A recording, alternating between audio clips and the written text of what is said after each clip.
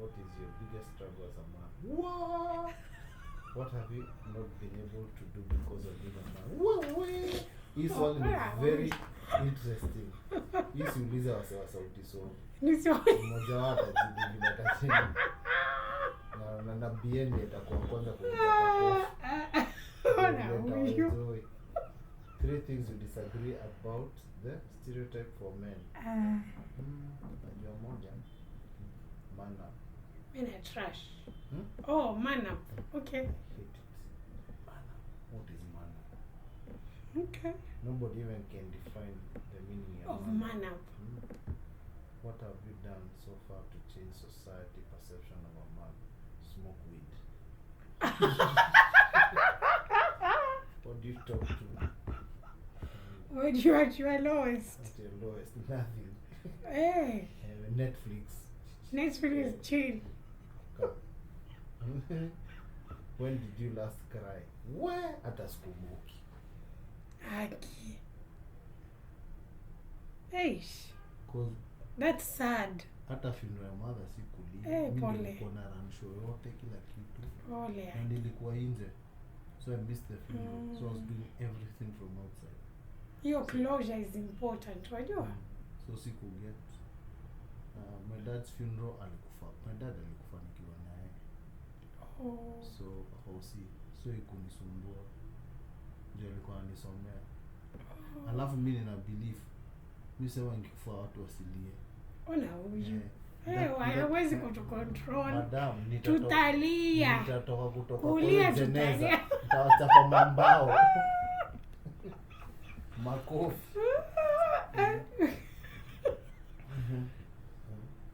Do you get anxious? Oh yeah. You do? Yeah. Obviously. Hiyo ni kila mtu. Have ways to make you less anxious. Yeah, drink water. Maji gani? H2O. Ukisema maji kuna maji aina nyingi. H2O. Lazima uspecify. H2O. Okay. Do you have self-care? Yes, nimetoka huko saa hii ndevu. Shanajipenda huyu. Me, I don't do nails. Mine have to be cut. Mimi I bite my nails. Natafuta hiyo dawa nisibite. Me I get my nails done. Juu na mimi niko na nails zangu. Nikienda job zinakuwa chafu nini. So once in a blue moon I do that. But my self-care inakuwa ni nywele. Azini hiyo mandevu. Na sipendi ndevu kubwa. Unataka tu iweko but isikuwe nyingi. Mimi nachukia ukikula hizo machakula vyangu. Aki we have a comedian leo. Yaani mimi naanza tu kugas. Naweza kusema what is wrong? Wipe your beard. Wipe your... Ama kula vizuri, you know? Ile na slim so alikuwa kuna kwa sinia.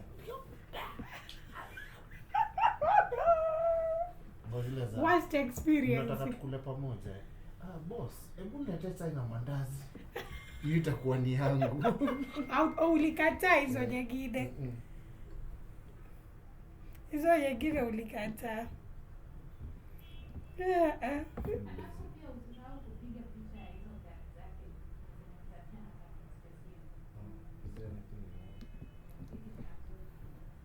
The only thing I want to know about women, what was their conversation with the snake in the garden of Eden? Ona huyu. Hiyo hatuwezi sema. Hiyo ndio tunataka.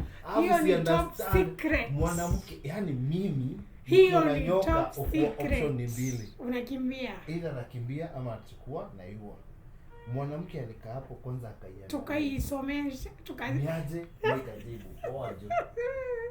Unajua hiyo nilikuwa ni time hizo. When snakes were not walikuwa watumii beli kutembea. Kwanza si ilikuwa ni punishment ile kutembea kwa beli. Miguu hata ndivyo ningekimbia. No, like ilikuwa maybe ilikuwa better. Mimi ningekuwa Adam, ningehepa hiyo garden. Ningekuwa faa sana.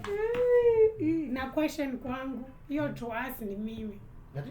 Hiyo the last, do you have any questions to ask ni mimi? Oh. By the way, ulianza hii when? Nilianza podcast this year. What inspired January. you? Okay, so I've said this before. Wajua tushaanza. I don't like introduction. So you waona sahi no. Oh. Mpaka ni upload. Okay. You know sahi usha relax. Ona kitambo nikwambie naanza, you will be like I imagine miss kwagi na frantic. Hey, that's good. Mimi, I started I think kama 2 years ama 1 year ago, 2021. There was a case in US. Someone was acquitted in jury huko US because the jury listened to a podcast of how he got arrested unlawfully. You know, yani mtu alikuwa yuaenda kwenye hizi prison, you are record why mbona umefungwa, like which evidence unini. Sasa huyo jamaa allegedly alikuwa ni kama amerape mtu, lakini evidence ilikuwa haiko yote ya kuwa yeye alirape huyo mtu. Sasa alivyojieleza hiyo story yake, ikabidi jury, imagine a whole judicial system of the US ikajiita to re-examine a case which was ilikuwa imemalizwa by the 1990s huko. Ilikuwa ashaambiwa yeye ni guilty, ashafungwa and everything. Imagine they had to redo the whole case because of a podcast. You know, so nikasema hii impact ya podcast is going to be very big. Sasa mimi I'm someone who have seen these things early on. Just like TikTok, I was one of the first few to hop in, you know. Before TikTok was TikTok, it used to be called musical. Yeah. So nilikuwa that time. So people are like, we lakini ulijua aje itashika? Unajua watu wengi waliingia 2020 time ya corona. Mimi I was there since 2015. Ushaona? So like it was easy for me to maneuver, yani, you know. Unlike someone who just started, huwa kidogo ni ngumu kitambo uelewe ugitakukula. So that's why I started podcast. Interesting, because even one of my favorite musicians, si ule msalimuwa ni John amekuwa kitokea na speak about the murder Tupac. Oh yeah. So mostly easy platforms where people are interviewed, podcasts and everything was a nice idea. And also podcast is inakuwaga na, cause I think cause information haiko edited. Exactly. So people get it raw. Versus, you know, shows news ama radios. Ziko zinakatokata na unaweza make as long as you want. Na podcast unaweza pause, uende urudi, tena na nini. True. And I feel like it's a high time. You know, there's this lady I look up to, huyu Chimamanda Ngozi. There is this story alisema I don't know, the effects of one-sided story.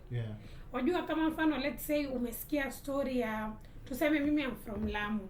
Umesikia just one side of that story of Lamu. Most people who are to generalize, tusema that's Lamu. Watu wa Lamu wako hivyo, you know. So I tried for this November episode, I've tried to get men from different type of tribes, yani wako different in level, yani financially wako different, yani wengine hata siwajui, wengine like I've known them, wengine like I know their struggle, yani different kabisa, different profession. I've tried, nimesieve sana kuchoose hivyo because I needed to hear it from, isiwe one sided, isiwe just Uswahili, you know. That's why I tried. I have like hivyo yani. That's why. Because story ya mental health kasa hizi jana partly mimi naishi US. Okay. Arizona na partly naishi Kuwait. Na sasa Kenya. So karibu Kenya. Huko ni hope. Hapa ndio hope. Hope ine ni job. So apparently kuna kijana, people I knew in Boston. So juu ya biashara ya muziki nilianza kutravel na Nameless 2004. Me actually professionally, me am a dancer, nice. I'm a photographer. So Career yangu ile najulikana na. Uko single manake nisije nikaulizwa. Hii ndo alikuwa single huyo mvulana. Anyway, just wataniona. Hakuna mtu ananiona kwa hii podcast. Hapa nitakokaa pasta. Unakumbuka pasta moja alikuwa Pasta Mwiru. Alisema atapita katikati yao na hawatamuona ndio wewe. Haya guys. So jana okay, during this week kuna hiyo then I'll say they were dating, but by the time last niliwaona I didn't know they were dating. Anyway, juu tuko concert na tuko hizo party za rugby na hizo vitu, really you don't get kuingiana na watu, but mnajuana for so long, every event unaona. So it was shocking for me kuona uchali aliwa girlfriend yake akamweka kwa trunk ya gari, akaenda akaipark Logan Airport Boston, na akaboard ndege akakaa Kenya. So nasikia ameshikiwa hapo. So sija follow up the whole story, but that's actually article on the internet. So my question is, what will make somebody after to a place where anaanza kucommit? Because that's a premeditated murder. That means alikuwa amepanga. Ameamua kwa gari, niingie ndege na ni fly. If for me because ile za okay, kuna hasira, but hiyo hasira iko also accompanied na kitu ijai guzwa, they've never talked about. And this is the thing, a lot of men wanaenda through a lot of stuff, but because of ego and pride, hataki kuongea. Juu wanaogopa kuwa vulnerable. Kama kuna kitu mwanaume anaogopa, si mwanaume anaogopa. True. Men fear being vulnerable. Period. That's true. Hata akishikwa na polisi, anajaribu kuwa akona kaoga ndani juu anajua wanaume wataninyorosha. But anajaribu kuwa na kujitia ati ofisa sasa nimefanya nini? Anaanza kujitia. Akichapo kiboko ya kwanza, ya pili, ya tatu, by the time anapiga nduru, enyewe ego limebreak, pride imeisha. And it's what happens to us most of the time. It's true. Until you hit rock bottom, unaonanga mwanaume ana break. Na akibreak anaenda two ways. Depression ama anaenda kama huyo. Anakuwa destructive. And ni kitu nimeona, unfortunately I'll say, jua kwambia man up. Man up. Grow up, man up. So mi ushindoa, okay, you're telling me to grow up and man up. Mi ndani yangu, na ndio kitu na very interesting, ni as a man, there's a boy in me, there's the male, and there's the man. Okay. So napata most of us men operating just on the man. Juu the boy, boy child unasikia watu wakisema hata understand your boy child. Boy child ni anafanyanga una creative. Boy child ni anafanyaga unaweza express. Boy child ni anakuanga hiyo place ya kubalance. Where now you look at things from a sober perspective. True. The man is more masculine, nguvu, ego, toughness, hizo za kujaga na man. But the male figure ni mwanaume ambaye anaogopa Mungu, that's first, and then respect.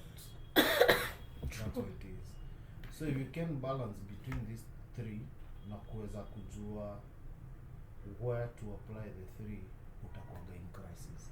So a lot of men wanna go through your mental breakdown na hizo shida za mental issues because akunaga mtu washawa first understand unapale these three, and then two, wanaume wanaga safe space. That is very true. Juu tunashindanga tukiambiwa grow up, man up, and then so much is expected from us. Okay, this sounds a little bit off the topic. I have a couple of friends who washakuwa the alphabetical letters wamechukua zote. I like that. M-N-O-W-P zote. So, and is interesting. Moja niliongea naye expression and express kabisa bila woga. Yaani anajiongea. Haya. Mimi nikienda ni hang out na wengine, mtu nyumba yake inachomeka. Na yeye mwenyewe anajua all they need to do is look for somebody waongee. Ndivyo apewe advice. Ataki. I saw my friend akidivorce wife yake juu ya kitu ya ujinga. Yeah. A simple thing as your wife, bibi yako juu ya education, anapenda masomo.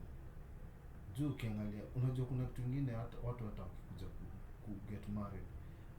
Also as a man, I need to look do background check ya udem bila marriage. Due diligence. Huyu amerizwaje kwa. So anapenda masomo every time, anapenda kusoma. Hiyo ndio kitu yake. So hata ukiingia naye kwa nyumba, unaingia naye kwa nyumba ukijua anapenda nini? Kusoma. So umsupport kwa hiyo because hiyo ndio kitu anapenda. Huyu mzinga anaenda kumfanya housewife. Hey. So how do you turn a pharmacist to be a housewife? Hiyo ni ngumu. Unaget? So then anaanza kusafa because whatever ana intend huyo mwanamke amfanyia. So part of his mental issues is because he hataki kuaccept mke wake ni wa kusoma. Unaget? So mental issues zingine wanaume tuko nazo pia za kujitakia. Ujinga. No. I feel like this. I've heard you. Ni kama you don't have a lot of people who nurture the boy in you. Boy ashawa. Unaona sasa you exactly. Na ule boy saizi naona kwa street akifightiwa na Wakenya si boy, ni foolishness. Unaget? Because the boy is the one who balances. Because that's your creative side. Yeah. Ukiangalia which me ambiwa say even my career when I'm doing choreography for music, I turn to be a boy. I'm playful. Yeah. Hiyo show watu wanaonaga kwa stage ina create your gonna boy, the playful side yangu. Because inaleta the balance. Na a lot of men wanaga hiyo hawana hiyo utoto. So unapata lack of that because you're so mature for yourself and you actually are not mature, you're acting. Inakufanya sasa unaanza kujipatia hata mwenye expectations ambazo huwezi deliver. So it starts haunting you. That one. But also unapata sasa the other side nimeona wanaume wengi pia is who they are with in the house. Okay. Ama who they are dating. Mimi nimeona wanaume wakitukana. Yeah. Unaget? Na one thing I know about men is afadhali mgonge lakini kumdisrespect mbele ya watu.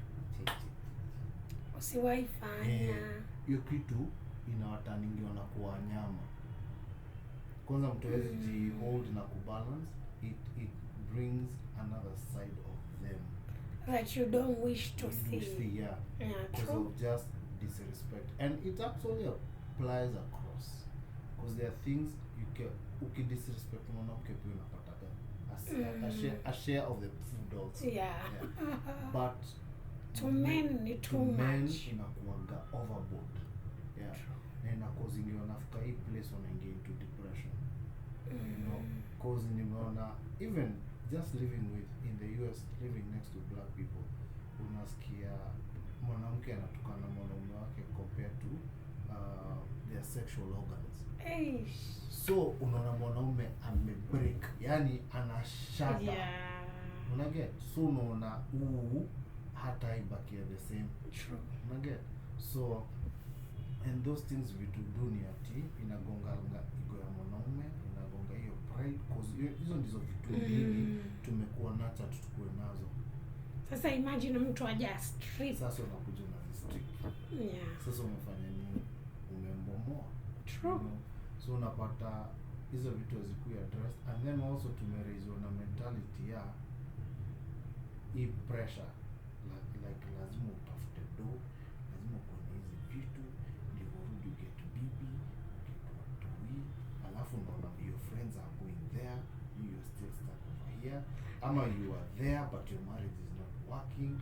You know, like kuna pressure, all these things that are expected from you. True. But the truth is, ulizaliwa uchi.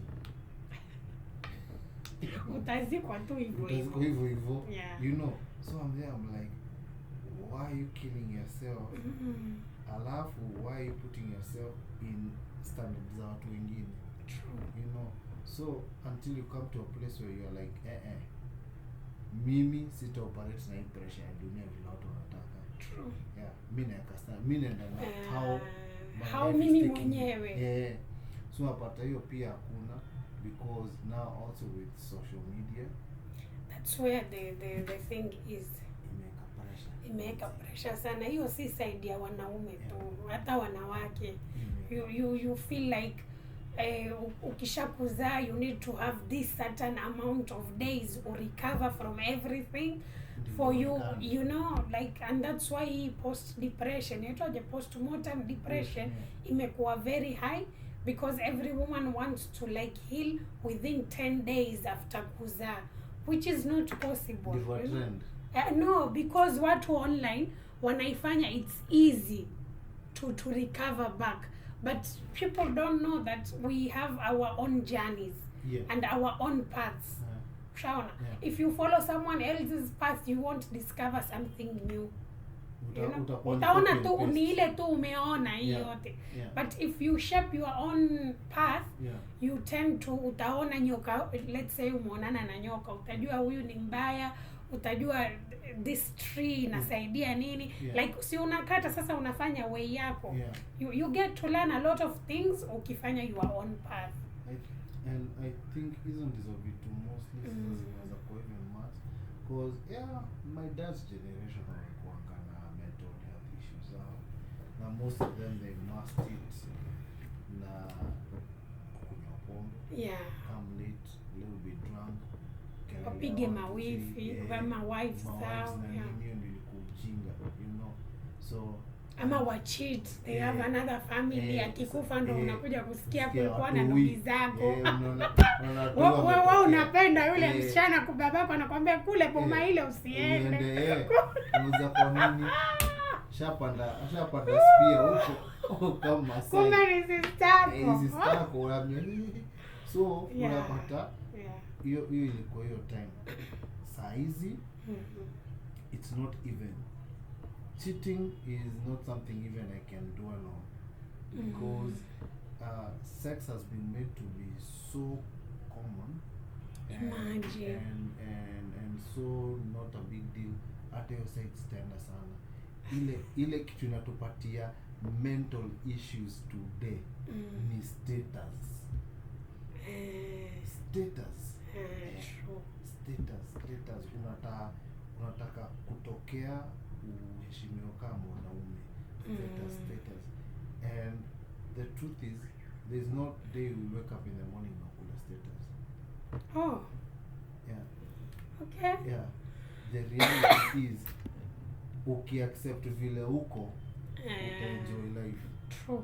Lakini ukiishi life ya status, chances of you having a mental breakdown very easy. Because nimeona watu wanaamkanga asubuhi wanasema, haki niliposti kitu na hata haikupewa attention. Oh, yeah, by the way. Like, really? So utaingia into depression because of that. There is this guy anaitwaje, Jim Peterson. Huyu Peterson, something Jefferson Peterson. He's very famous online. He talks about how to like nurture a man, nini. Juzi he tweeted about the Palestine war. Akasema he's pro-Israeli. Akasema take them to hell, as in the Palestinians should go to hell. Sasa juzi ameitwa na Piers Morgan, and you know what he was saying? Amesema he's sad because he lost the Muslim followings. Not what he said. Haski vibaya whatever he said. Ako very okay with it. His problem is, nani mtu ako na blue tick, imagine Twitter, everywhere ako famous. His problem is lose the Muslim following, because Waislamu watu walisema huyu we are not going to follow him anymore. Sasa hiyo kuunfollow, sasa imagine kitu imemu-affect ni hiyo illusion kuwa he is being followed. Yes. Ndio nakwambia actually the things that bother people today, it's just kusa kaya sasa ako mali yuko ako depressed. The Muslim following, because I may lose following. Tuseme Muslims ambao wanamfollow, it's not even 1 million. Tuseme ni 200,000. Because he has like 20 million followings. Huko mambo ya 20 ngapi ushaona? Yeah. Sasa ame lose, and okay, tuseme ame lose 1 million. Ako kwa 19. Hiyo ni yani, like personally it won't be something that itanifanya niende kwa national television niseme, but to him imagine imemu-affect that much, because utapata alikuwa anafanya maybe also endorsements za show zake na vitu zingine alikuwa anafanya.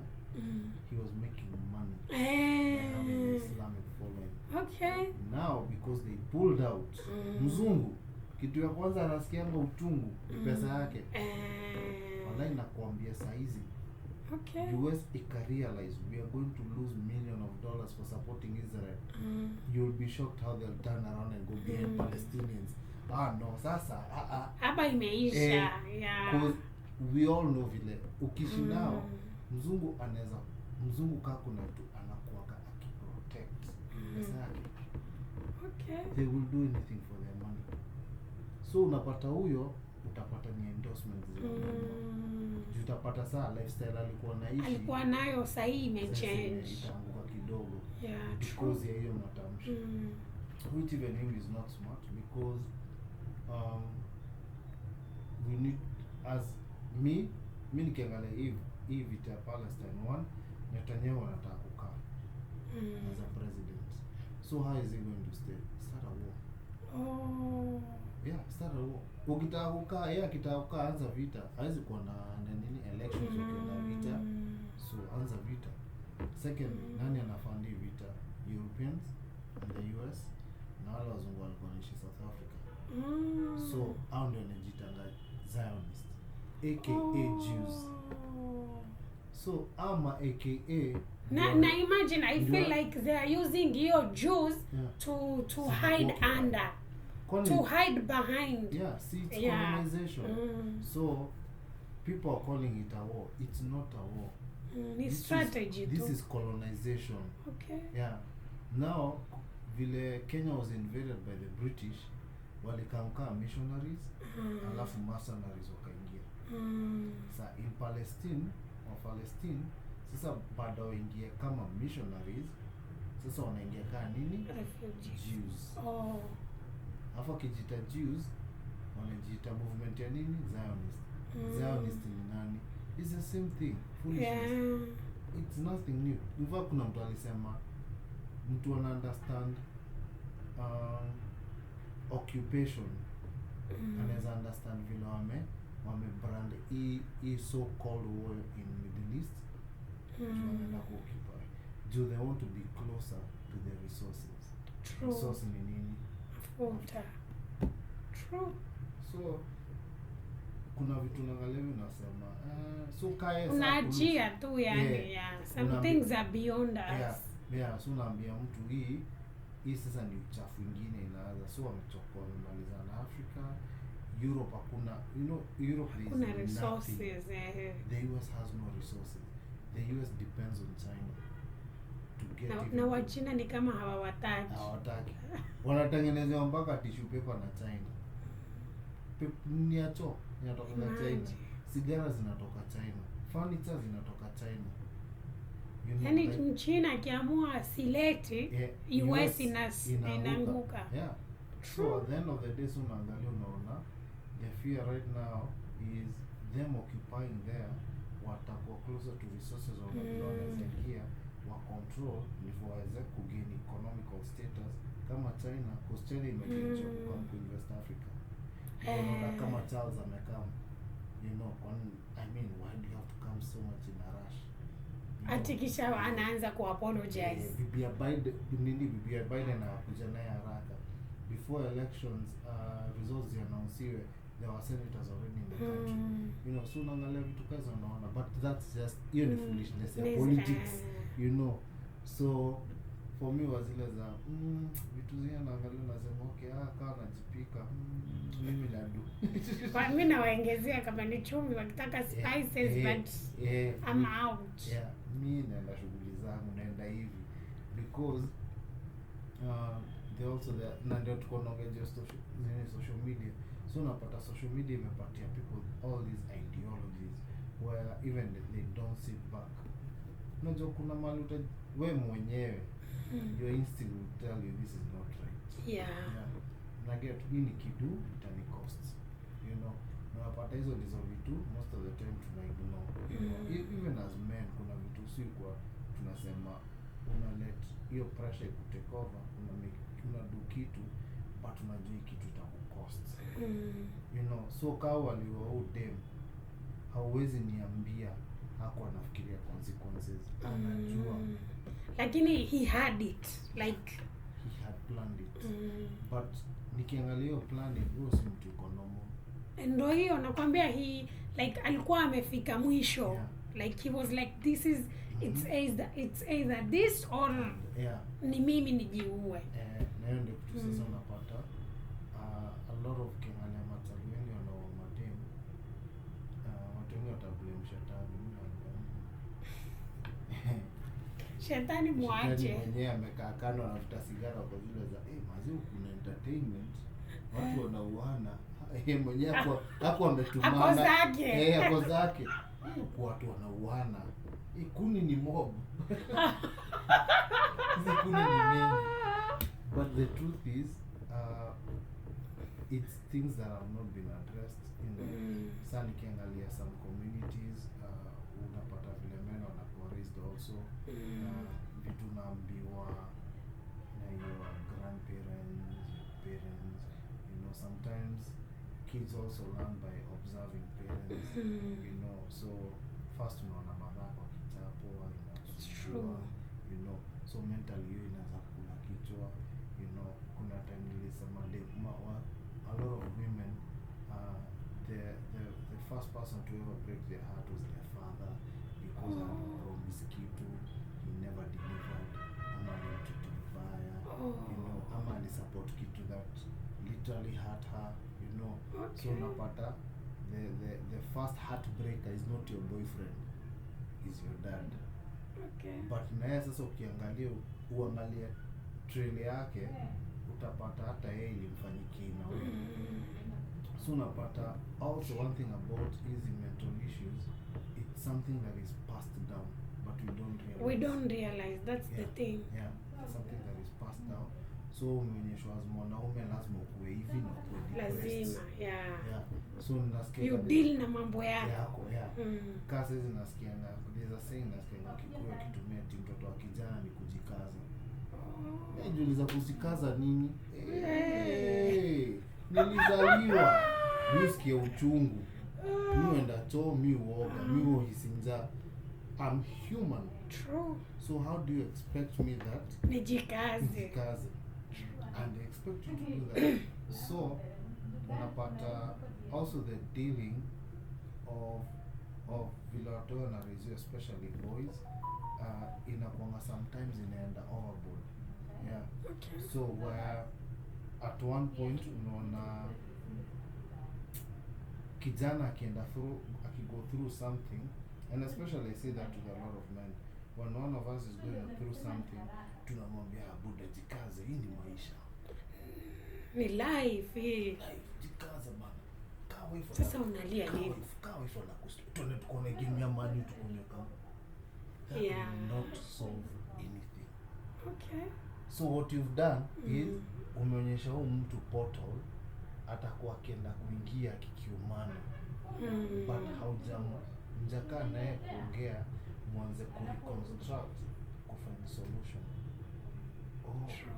Wife mnakosana naye juu nini? Buda. Unaenda kwa nyumba unatoa socks unaacha kwa mlango. Hata wewe. That's nice. Nicely put. Do hivi. Ukifika kwa keja, toa tu socks. Kwa ile bucket. He does it the first day, the second and the third day. One day wife atakuja mwambie by the thanks kwa kufanya hivyo. Sasa bado ingie issue ilianza na socks, itakuwa a major depression kwa nyumba yako. Mmeongea na best yao ya zi maze weka socks. But unaona sasa unapata also men mislead each other. Okay. Ati usikaliwe. So usikaliwe, they don't know his story, a happy wife, happy life. So ajui ameambiwa usikaliwe, so anaenda kwa haona fujo. There's one thing niambie mambo, unajua women don't process information, they feel. So unaweza kuita size, unaweza kutukana nikwambie wewe ni for example umbo. 20-30 years from now tukipatana utaomba kuja ofisi yangu ulikuwa umevaa hoodie yellow na kofia sijui imeandikwa nini ni bea ukaniita umbo na ilikuwa hii time ngapi sasa hivi? True, ni 1658. Thank you. Utakumbuka details. Women remember to the T. Men, because we process stuff, we don't feel words. Yeah. So ukimwambia mwanamke I love you, akuwa amefunguka hiyo portal ingie ndani, I process my friend, you're in trouble, because atafanya nini? Atafuata. So unapata part also ya the killing of the boy ina making it kosa ku feel. Okay. So it's easier for us to break down. It's easy, yeah. But you guys don't. My ila, like my pile kisha you end up wajua sasa two parts. Mtakuwa violent. Violent either verbally ama physically. Ama hata with action. Hiyo madharau. Sasa hiyo like hiyo ndo sasa ni verbally. Either sikujibu ama nakujibu kunya. You know, like sasa utafanya nini? Nishafanya utafanya nini wewe, you know? Or kukupiga ama huyo paka huyo mtu afikiria kuue, you know? Ambao mimi naona mbaya ni hiyo ya verbal. Wajua you kill someone's spirit. Imagine wewe unaishi na mtu mnalala pamoja but anakutukana tu ama anakuambia wewe you are not enough. You know, hiyo it's something big. I feel like it's either way. No one would want hiyo ifanyiwe. There's a lady aliniambia I'd rather nichapwe bado ninyamazie. Oh, it's true. Because akasema already I can predict. Unaget? But unapata now men, because we don't feel. We don't feel. Hata mwanamke wao akikwambia asante for being a good man to me, they don't feel it. So the pride in us inafanyaga to feel nika that's a fact. Entitlement. But ukianza kufeel itaanza kukufanya, and you know this is the thing about feeling. Wanawake wale wanakuwa na feel things, haezi nyamaza na kitu hata na after best I'll go look for someone who does talk. I don't like how I'm feeling. Can you meet for coffee? Let's talk. Hata si lazima mwanamke, saa nyingine even our guy friends. We want perspective. Ona mimi nimefanya hivi 1 2 3. Huyu amenifanyia 1 2 3. Where did I go wrong? You know? Tell me how many men do that. They don't. Because we don't feel words. Okay. Nikitoka hapa ndatukana mama wewe ni fala umboy na niende niingie elevator. And then tukane hata wewe sawa. We get on the elevator, we go. Tukipatana chini tunaangalia na kama movie za Chinese. Ndikatu tutachapana. But tunajua consequences ni tutaenda na karao, tutashikwa na polisi, we don't have money for bail. So nenda hivi na ama mnasalimiana tu vizuri. Hata pengine mtasalimiana, mnaenda hivi mnaenda hivi. Guess nini? Nimepiga kona house hivi nimefika hapa Java. Story share evaporate. Una get, because we don't we don't feel what. It is wrong. Somebody said that's an advantage. No, it's bad. Okay. Because you end up now doing it to the opposite sex. And expecting the same result. Yeah. And then now wanawake wengine amefeel ataenda akoroge, ulimwambia inaitwaje? Anaeka scenario sasa. Wewe umempatia headlights. Umempatia script. Ukirudi kwa nyuma amekuwekea movie series actually. Steven Spielberg umempea tu jina ya movie. Yeye amekuandikia characters, lines zao, kila kitu. So unajipata wewe sasa hata utaki kwenda home jioni. Unaenda zuko games juu za nani? Luton na Sheffield, hata game azile. Unaanza kutana, unaanza kudo all kind of stuff because you're scared, because ukiingia kwako story ni ile. Alafu the fact that hauko in a place where you call yourself for a meeting and you do niliongea kitu mbaya, and then because of that lack of feeling unaenda kufanya nini? Unaenda ukipotea. True. You know, and the truth is if men start feeling things in our lives, in our, especially feeling even our thoughts, things that come out of our mouth, processing, instead of processing, unakaa chini, unajiuliza, is it right? You know, because most of the time unapata we deal with things from the perspective of ego and pride. So it's easy for us to fall into mental illness. It's true, by the way. It's because unapata sitaki kuonyesha na hii side nyingine yangu. Niko vulnerable. Na nini. Mimi nauliza na wanaume, sasa ukipata accident hapa utaenda kuringia nasi. Ati usinitoe nguo. No, ikiwa nasi ni mwanamke they are very okay. Ikiwa nasi ni mwanaume ndo wataleta issues.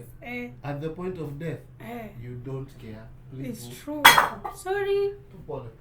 Please do what you need to do, please, before I die. True. Yeah. So, unapata, do we need to get to that point as men to get help? No. We just need to start now getting in touch with ourselves, with yourself as a man. Get in touch with yourself, get in touch with the boy, get in touch with the male ego. Kama umeogopa kuomba, it's high time uanze kuomba. Kama umeogopa kusikiza podcast zingine, and then the other thing men we fear is being criticized by something that is telling us the truth. So hiyo pia inafanyanga tunaitwa depression. Okay. Yeah, because unaogopa. Alafu now the one thing I find very interesting is what voice is playing in your head as a man. Okay. Yeah, because ukikuwa mtu wa ku-invest the right information in yourself, when you listen to it over and over, it becomes a lifestyle because now you can feel it. Yeah. So ukianza kuifeel, unaanza kurealize, unaanza kuiamini. Siwezi do hizi vitu. Kuna watu najua gani, there are guys najuaga wakiona mwanamke kichapa na mwanaume, me being one of them, tutaingilia hiyo vitu. We don't care how bad it is. But tunaambia msee enyewe hata kama umempata na chali koma itobe, please, this is not the way to deal with it. The other ways. So wanaume wengine watakuwa chapa. Mimi sioni the reason of chapa. Okay, there was a time when I was in Uganda, we were waiting for gari ikuje. So it was very late. Kitu kama 3 a.m. in the morning, 3-4. Sasa nimekaa hapo, tumekaa, I couldn't, sikuweza kukaa tu somewhere alone. Nilienda kukaa karibu na watu wa boda. Because of my own security reasons, I used to believe watu wa boda hawaezi wakakufanyia kitu mbaya because wako wengi. Okay, that's my mentality back then. Sahi I am a change girl. Sasa tulikuwa tumekaa because kulikuwa na watu wengine pia wanataka kusafiri. So there was like a group ambao kuna watu wa boda, wa travelers plus mimi. And then suddenly twasikia mwanamke anapigwa. Kwa nyumba tu yuali huko yule mwanamume yuapiga. And then the border guys were like, "Wewe peana hiyo kitu." Like I was like la haula. Yep. Like what? Yep. Like how? Yani watoka kunipiga and then I need to get into sexual mode. Yep. Watoka kunipiga. Yep. You know how does it, you know? It's not making sense. I was like, you guys, nyi kweli like umajisikia kweli nyinyi. And this is the weird thing. How did they know amekataa kupeana? You see the assumption? So hapo ndipo naenda back to information. Yeah. So information gani wanaume wamezoea? Yeah. So and that's one of the things nimekuwa nikiangalia, the information men have been fed today is wrong. Yeah. People True. need to revisit all those things. Kuna kitu nilisemanga nikiwa US, watu wakaniangalia mimi kama mwenda, nikaambia watu you need to question your traditions too. Yeah, that is very true. Now, I mean, me, I'm one of those people. Me, I don't believe in some of the things, especially like girls. You know, I'm like, no. I don't want to do that stuff. It's not because in the US, kutoka nikwe mtoi, there's a human in me, and I'm like, hi, bro, that's wrong. You see there. So the same thing. Mwanamke anachapo naanza kusema peana hiyo kitu, hiyo inakuonyesha ile information uko nayo na vile hata utabehave. Unaget? So and then unapata sasa, this is another side naonaga ikiwa weird. Men, when we all together, 95% we lie to each other. Because we don't want to be vulnerable to each other, so we lie. We are trying to show how strong we are. Mimi ndo nyumbani ndo kusema ni mimi. Yeah. But the truth is, wengine ukimfuata mpaka kwake, yeye ndo anaambiwa kaa chini, anakaa inuka juu, anainuka. Yeye amenyenyekea. True. You know, yeye ndiye ana submit. Yeah. It's true, by the way. So napata there's a thing about men today. We meet to become like a mob, or we become like wild dogs. Okay. Hakunaga place ya kuwa mentor the right thing. Yeah. You know, and then men fear mentoring each other with our past mistakes. Yeah. So unapata part of the reason why unapata tunaget hizi mental breakdowns na nini na hizi mental issues is because also information is not empowering you, because kuna ile mental ya ugonjwa. You know, tunajua brain yako as Kenyans say au kwa 100%. Hiyo tunaelewa. Kuna hiyo, you know, which is actually it's medical. Yeah. Medical is different, but the one that is common today is information. Yeah, information to na feed. Information to influence into what direction. You know, unataka kuwa demanaga ka Beyonce. Haya sawa. Unapata ka light skin, kakona mwili, kamebeba, kanakaa ka Beyonce. But hakupati Beyonce. Alafu na expect kakue kana submit to you. Wewe unafanya job kuishi na Beyonce, but you are not Jay-Z. You are not Jay-Z. When you are high. Na huyu Beyonce umeoa si Beyonce.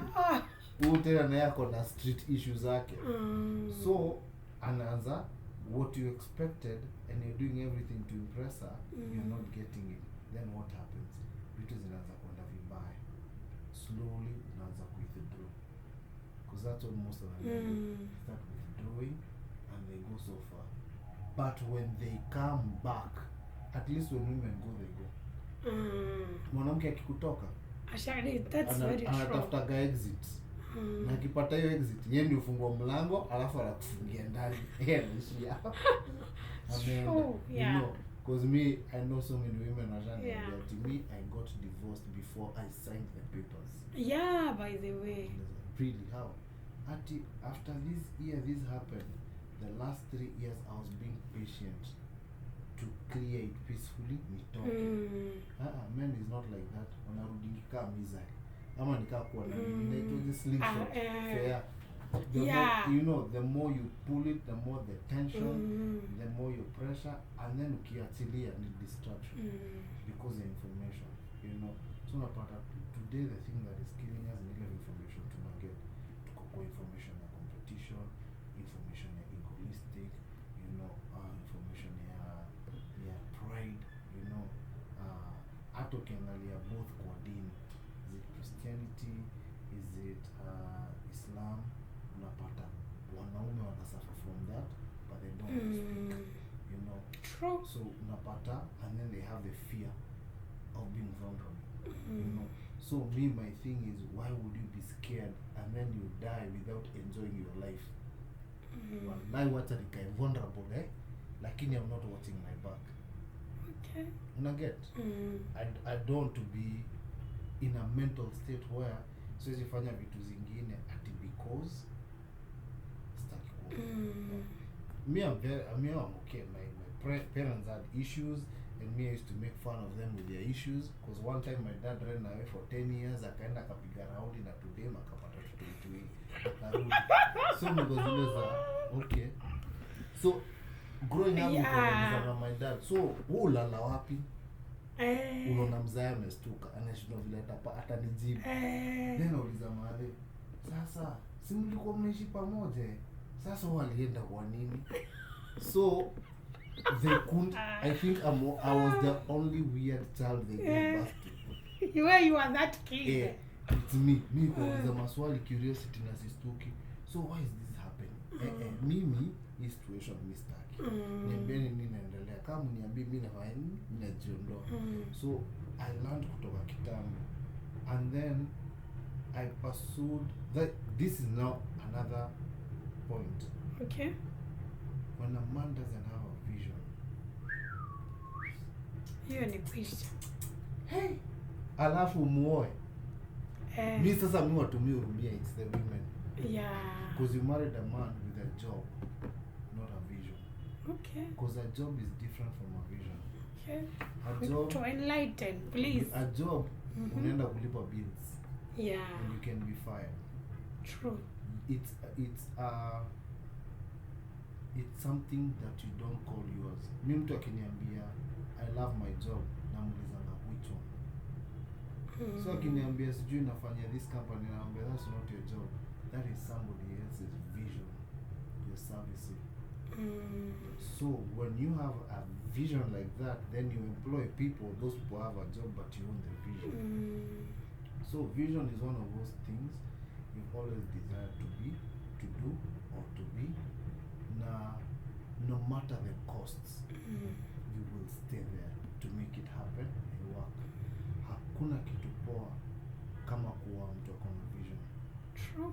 Because even when there is crisis, they have a space where they see the positives. Lakini ukiwa mtu akona job poa na analipwa vizuri, hata after your kazi. Yeah, ndo utamjua. Si corona tulijua wengi. Corona ilitufanya tujue wengi. So me, the pilots. Yeah. So me, I was laughing because I was doing dance classes online. That's how actually today I'm able to travel and still do my dance classes online. I have a curriculum in the US. And I in a branch Europe na sana nataka Middle East. So huku kwetu ndo ulikanza kuileta. Naileta. Tulete na sisi ama si ulisikia sisi atucheze. Tunaileta. Pole pole ndio mmoja. Tena uanze na odi. Naileta. Karibu. Sasa this is the most interesting thing. People are asking me how you surviving. And I'm still doing my classes online because I was used to going to festivals and teaching. Yeah. Now the festival was virtual. I'll have like maybe 3,000-4,000 students online at the same time in their homes. Nasi wanalipa. Si class unawafundisha. Yeah. Nacheza muziki. Wase wana enjoy. So at the end of the day, I was still doing what I enjoy doing most. Natural at the comfort of your home. Yeah. So hata kama vitu zimechange, siko dance studio physically now, watu niko na. So chances of me having a mental breakdown though a little, yeah. Because nikidui class, I'm doing what I enjoy. I love music. I love dancing. Dance is what has taken me to places where I never thought in time. Imagine. So me ambia watu, especially men naambianga, it's good to have a career, but also find that one thing that you love once you build. Steve Jobs alikufa mtu ako satisfied because he built something that was ilikuwa ina mbag kwa roho yake. Unaget? So mwenye this guy sita mention jina online, but you know what I'm talking about. See, if kuna mtu alikuwaga anaenjoy life yake because I work for him. Yeah. Every morning ngepatana na yeye nikiingia job, nikifanya job. Tuko naingia restaurant inaitwa nini, coffee shop inaitwa Pasaria. Yeah, ananipigia story. Now because he knew I was a listener, I would listen to him and everything. And every time he told me, don't go for money. Go for what you believe in. Whatever you believe in will take you where the money is. That's very true. So napata how many men to remember? Tuko na pressure. No, this house has to have a doctor. Kenovia. Francis. Minor. Where your pilots? Where Mwagi? Nataka ufikirie management sijui yani. So you find already somebody has already decided. You guys should have seen the expression. Okay. Because I saw like my uncle do that. One day my uncle alitukaisha down. Kaanza kupuliza. So what do you want to become in life? Me, I was very honest. I want to be a dancer. Sasa hiyo italeta pesa wapi? Aliuliza mwanamke mgani atapenda dancer? Ajui. So me, I was just like, hey? So the question there, I started writing my notes back. Sasa the women don't, if a woman cannot marry a dancer. And then now he went ahead. You know, all dancers in Nimeona Florida 2000. I knew that's where I used to hang out. Amekufa na ukimwi. Yani the negativity. Zilikuja kazi zimekuja. Make it rain. Because zimekuja. Mimi nikazule like, I'm finished. Nitakufa na ukimwi na sina mwanamke. Na mtoto. Na sina mtoto. Na sina hata shamba. Nitaziko na city council. I'm finished. My other cousins, I want to be a doctor. Good, that's a good choice. You know, what kind of doctor? Oh, yeah. You know, what are you manager? Oh, lawyer. So na dansa yako. Dansa yangu. Hata sikusema photography. Na ukimwi.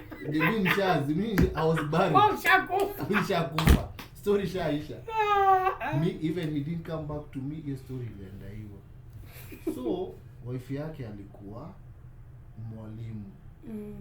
So there's a time the teachers went on strike. I will never forget. Na mimi kuna msanii niko nafanya naye job, nameless. We did the first show. The first time I ever got paid 150,000 Kenya. Mimi mpaka ni unajua unaogopa kutembea town. Unaona watu wanakuangalia. Wako na 150 mapanga chwa. Tupige ngeta. So mazeni, and then Barclays ilikuwa hapa chini. So I was walking to come to deposit kutoka capital. Mazeni atembea na uoga. Yani hata mimi mtu akikuangalia waona ashajua. Mimi mwenyewe unaongeza mwendo. Kana nikadeposit. Nikadeposit nikamaliza nikachukua like 2000 was a lot of money. Katoka nikaenda home. Nikaambia my mom, afu nikapitia kwa mama yako na my aunt. Nikapata walikuwa na watch news. Then walimu walikuwa on strike. I saw how much teachers were being paid. So I didn't say anything. So my uncle was like, you see how much your aunt is making. This is good money. That's why as a family we can be able to stay here.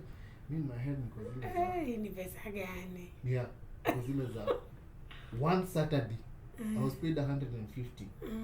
So how can I make it every Saturday? Unaget? Yeah. Like every gig. So ngasema sasa hata niende factory. Nikaenda nikajifungia kwa bedroom yangu. So now my aunt and my uncle started saying, I think something is happening. Wanaambia my mom, your son to Jamona for a while. Something is happening to him. So me already in Kosha get KSQ because it's a Woodley. So I'm doing my thing from there. Okay. So slowly by slowly nikaanza kubuild up career yangu. And so first thing nilifanya, I had to cut off from family because ya hiyo mentality na wrong information. So me kind of pursue the thing I believe in. Long story short, my uncle and my aunt learned how much I earn on one Saturday. Wakaanza kukuonesha respect. Niliambia nipeleke contract in wa shop. Waliona nini stories za jaba? Aliona mimi kwa tuzienda. Leta contract wakaangalia kasoma. Wakaona it's a legit company. Nini. So the first time tuko tunaenda tour na Nameless, they couldn't believe they came to the airport to see that I'm leaving. The second time nikakam nikatoka, the third time nikakam nikatoka. To this day niko hapa sasa naenda kutoka tena. So them now they have changed their language because you know now it's not to talk to your cousin, talk to your nephews because there is lack and scarcity of jobs. Na mimi nikamwambia no, there is no lack of scarcity of jobs. What tulifunzwa tuende shule tukuwe employed. But hatukuwa ifunzwa kuwa empowered tuende shule tukuwe deployed tuanze companies zetu. So for those who have not read Rich Dad Poor Dad, that's my whatever he has just said, he may summarize the whole book. You know, I'm reading it Robert currently. Kiyosaki. Yeah, this one here. 2020, this was my mentor. Yeah, so the story of cryptocurrency. I live in the same state now. Oh, nice. He lives in Scottsdale. I live in Mesa. Oh. So it's a 30 minutes drive. So workshop zake zote umeenda. He has very tough. Yeah. But whatever he says, imagine he apply vizuri, it works. So unapata sasa mtu kaa huyu, imagine US inaenda through a financial depression. Nafikiria mtu anakuwa depressed. He's seeing amejipanga. You know what happens? Him is looking for opportunities. Economy ni mbaya. Anaangalia si nyumba zitaanza kuuzwa cheap. Anaenda anachukua loan kwa bank. Ananunua nyumba. Anaenda kununua zile nyumba ziko foreclosure. Mimi kama mwanaume niko kwa nyumba nikilia, I'm losing everything. Natapa wife, natapa watoto, natapa mbwa, kila mtu. Robert yana kuja kutu buy out. Because he chose a path that in a bring out in a place of attack or vulnerable, how go. You know your vision does that. To a man, the vision puts him in that place akiwa vulnerable, how go. Kwa Wakristo kuna mse wanapenda David. Na hizo makosa zake zote because he never saw himself as a king. So him being vulnerable, he was not scared. Unaget, but unapata watu wengi wakiwa on top ama just being called a man. Inafanyaga vulnerability, inafanya tukue weak, tunakuwa this mask. But ukuwa in your place of purpose, vision yako inakusaidianga where what was supposed to kill you is now making you stronger. So unapata that's nice. So smooth pia. Ukipata sawa wanaume tukianza kuwa just kutoka kwa hii mindset ya vile tumeambiwa tufanye to me doing what I'm supposed to be doing. You know, hiyo kitu ya kusema do me means I'm minding my own business in terms of I'm building my vision.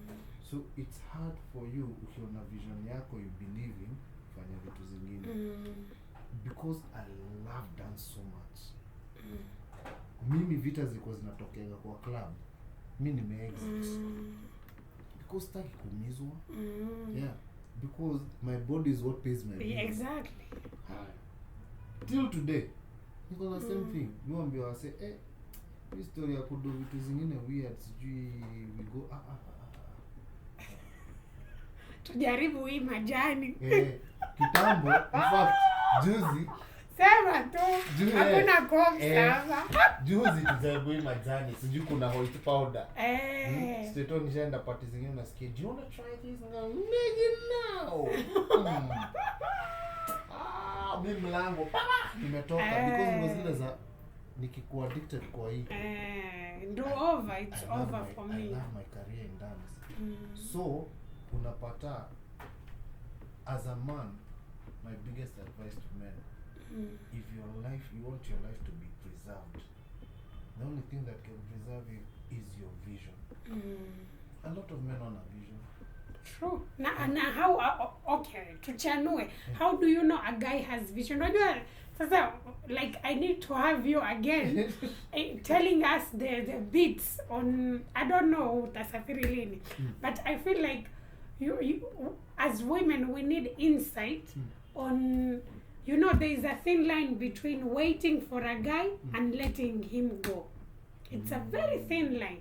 Wajua saa ingine you need to ustahamili, like you see a guy who has a vision, you're like, if I wait hapa, there's going to be something good. But then there are others, hawananga vision, wako tu. You wait, then you waste your life. You know? So there is a very thin line. I think I'll host you again. Vision? Inshallah. Kwa nini? Kwa, what do you call it? Kutel mtu ana vision, utatel na priority. Okay. So priority yake kiamka ni nini asubuhi? Anybody who's lived around me, they know when I wake up the first thing in music. Okay. In fact, it's very interesting. When I took my shahada,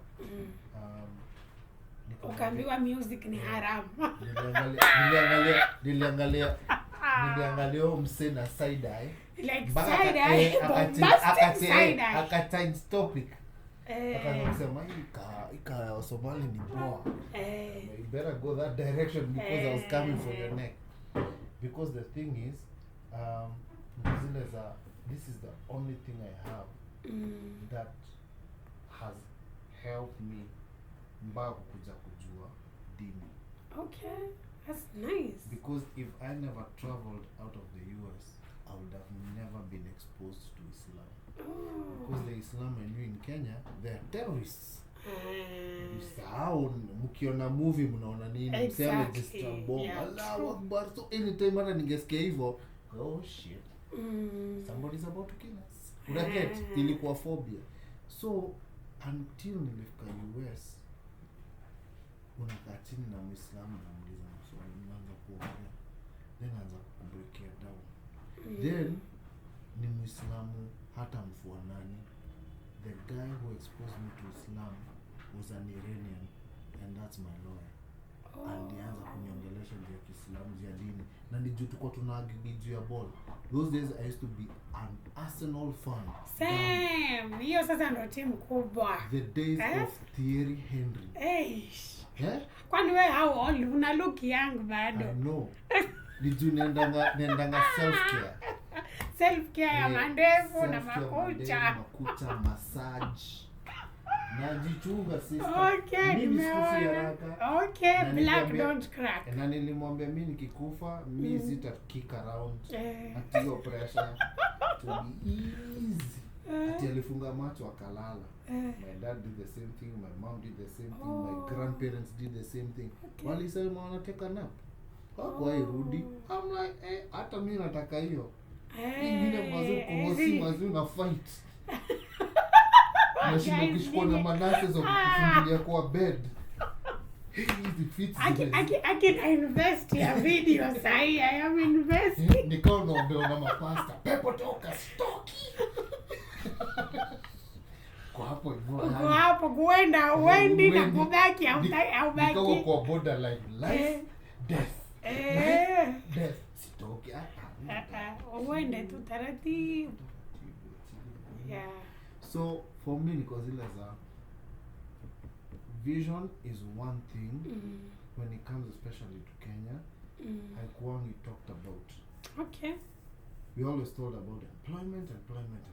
Job. Employment. But vision, especially for men, mwanaume ukiwa na vision, anakuanga responsible, anakuanga respectful because hataki kukutukana juu kesho kata kunid. Yeah. So unaona yeah, ina make sense. Yeah. Then anakuaga what do you call it? Anakuaga also focused. So ni hard anza kufanya vitu za ujinga in the line of vision, but in the line of a job, JOB, journey of brokenness. Yeah. Journey of brokenness. Hiyo journey inakuaga na umemaliza kufanya mtu job. Like now, I always wondered why people get excited for Friday. It's Friday! Ooh, Friday! Are you a meerkat? Unatoka kwa shimo ati sasa umeona mwangaza. Because you're supposed to be excited about every day. But I realize this is the difference between unemployed and a visionary. A visionary, they wake up excited. Today I have to build this. Unemployed, Monday morning, and tukana na all through. Good zake ni mbaya. Why? Because anaenda kupewa instruction on something alisomea. And then unakuwa na boss maybe kwanza yeye anataka kukuonyesha hujui kitu yote. Na yeye hana hiyo degree. Yeah. So unapata sasa ni drama nyingine, but ukiona vision yako, you even manage your own time. Okay. It's true. Okay. So, and then there's nothing powerful like a man kwa vision yake ikikama kutafuta dem, atafuta pia dem akona vision. Yeah. True. Because ataki mtu atakuwa kimngojea ati umechelewa, umetoka wapi, mlikuwa ndani, because now that's the opposite of the other side. Some say ana vision, anakuaga saa hivyo. Yeah. Chaotic. Anaanza kukudoubt, mbona umeongea na yule ni nani? It's true by the way. I've ever like seen that. In a way we had started something, me and a friend of mine, and then some guy, like I think I was seeing, let me just say it like that, he kind of felt insecure. Yeah, like akaanza kusema sasa mbona unaongea na yule. But then nika realize mimi, thank God nilitoka. But say you saying it, I realized the guy didn't have any vision with life. I am so sorry to say this. Allah forgive me. Why? But it's another thing I see. I'm sorry to say. Allah forgive me for this. But I'll say it. It's something I see with also a lot of Muslim men. Yeah. That lack of vision. Yeah. So unapata, they invest so much controlling the women and the kids, but they don't have a vision. Exactly. They can actually show the kids fuata dini, fuata kuwa na vision yako. Ukiwa na dini na vision, you're good. You make it in life. But so unapata mtoto kwanza with today, I see a lot of, especially like now in the Somali community, mabwa wameweza kuwa walevi. Yeah. The girls have started becoming wild. I'm like, the other day I was telling my friend, but we looked at you guys like an icon of Islam. Like, what is going on, man? Nini na watendekea because tulikuwa tunaona Msomali, unaona dini ya Kiislamu. But now I'm like, nini naendelea, but unapata because hakuna vision, kuna religion, kuna traditions, but hakuna vision. And the same thing also iliangukia wa Kenya. In the Christian market also. There is no vision empowering. So napata, I'll just do anything to make money. I'll just do anything for money. Because I go in the Christian side, I'll just do anything for money. So you do anything for money, na hiyo anything si kitu hata una understand vile utai-sustain. So ikiisha, family na crumble. Wacha family, wewe mwenyewe wajua at the end of the day, you sleep alone. Like with no morals. Morals zako zote zimekuwa stripped down because you want to make your extra shilling. Ama like dignity yako imeenda yote, you know. And it's true, by the way, it is happening with this generation. Imagine imekuwa ni jokes, mtu anakuambia kitu kidogo tu utasikia nikikupea hii pesa utafanya hii kitu. Yeah. Like ni jokes, Yeah. but deep down it means mtu akijibu yes, Yeah. it means ungekuwa nayo hiyo pesa, he would have really done it. Yeah. You know? And so napata morality imeisha nini, and it's because your lack of vision. Because at one point, wacha nikwambie,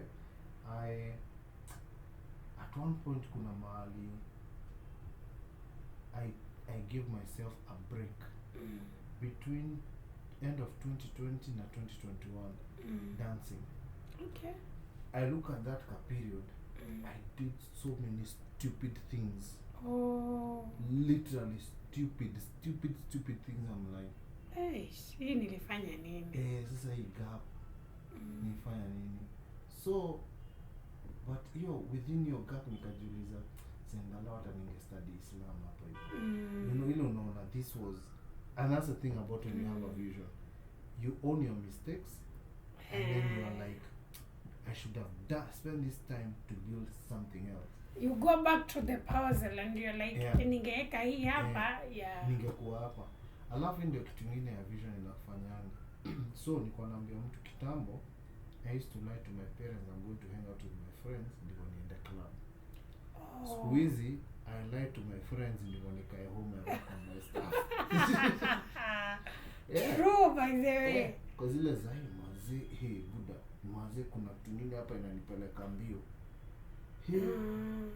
Hiyo expression tu. Now kwa zile za mazee uko na bro. Wacha tuongee mazee. Wacha nifike keja, wacha tuongee kesho. Mimi na my headphones nisikize ngoma naweza kusema sasa dance class yangu itakuwaje kesho. Natumia ngoma hapa na hata nitumie. Hakuna pressure. You just It's just cause I love doing it. I want to go back there. I want to go back to that place. Kitambo nilikuwa nasikia Americans wakiziita those are man caves. They are not man caves. That's the environment to empower hata tukikuja huku nje, because we know the feeling of that place. Inafanya tukiwa huku nje tunakuwa humans. But cause wengi wao hawana, so napata wanaogopa, and there's nothing bad like when you don't have something you call your own. Because as a man I can have a big house, I can have property, I can have cars, I can have all those things. But something I call my own, I created sina. Inakuwa inatuasha. Okay. Na hiyo sasa inaanza saa kutuweka into that space of you feel like nothing. So slowly unaanza kuingia into what? Depression. But that, let me come in. I feel like it's not only for men. Personally, I have ever experienced it. You feel like you've not achieved enough. Like your potential. Wewe ni tuseme mtoto wa 70. And wewe uko tu hapo kwa 50. And you can make it to 70. You start feeling like maybe mimi si enough. For me, taking hii journey, I am a lawyer by the way. I took 2 years gap. After finishing my law degree, you were supposed to do ile Kenya School of Law, you go, you get your license. I didn't. For 2 years, nilikaa nje. And those 2 years, wallahi, they've really shaped me into knowing that siezi huyu Robert anasema usidepend on a job. Those 2 years made me realize hiyo kitu. Because the way I was treated, like you are not enough. I kind of started believing it. Kisha alhamdulillah I came out of it. Sahi I do believe I'm enough, and if I am enough, I am too much, find less. Niko na hiyo mentality sahi. If I am too much, go find less. Like respectfully. So hiyo gap ilinifanya nianze kufikiria other ways to make pesa. With the degree aside, wajua Kenya unaambiwa enda skuli, get the degree, kisha yeke degree kando uanze kuhustle kama hujaenda skuli. That's how you do it. So I got into entrepreneurship. Nilikaa kwanza I did research. I took almost a year and a half to come with the business I am having now. Yeah, I by the way, this podcast is sponsored by Chai Tamu. I do tea. Nitakupea. Mafans wake. No, utakwenda mimi na kunywa maji yangu kutoka kwa kikombe ya ICEA. Maji nilichemsha kwa hao na birika. No. We'll give you your majani chai. We mix with spices. Are you serious? Wallahi, and the spices are like your generation. Like me, I spend most of my time observing. I like observing.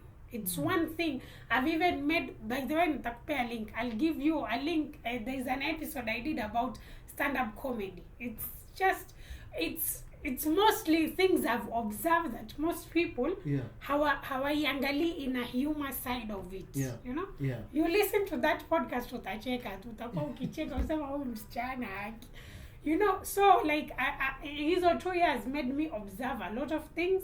Nikajua there is need of let's say majani ya chai. I don't only make tea leaves, I also make easy tea blends. Different tea blends, by the way. Like I can even give you your brochure, uiangalie the things we make and stuff like that. So it's mostly from observing. Sasa hizi 2 years I'll say zimeni shape more than my almost 20 years of going to school. Are you serious? You know, like, so tumeanza school tangu tuko standard 1 to nursery. Okay, kule unaambiwa kama huyu poor dad kwenye hii nini, goes to school, get a good job, get a good company, and that's it. You know, but the rich dad tells you enda school. He doesn't tell you usiende school. Enda school, you get the skills. You know, once you get the skills, learn how to like manipulate. Yani uwe street smart, uwe na book smart. That's what he advocates. But also hizi 2 years zilinifanya ni feel I am not enough. So I feel like it's not only men's side, even women. I think women with vision sometimes what are the question, am I really enough? Do I really provide, you know? What do I bring in the table, on the table, you know?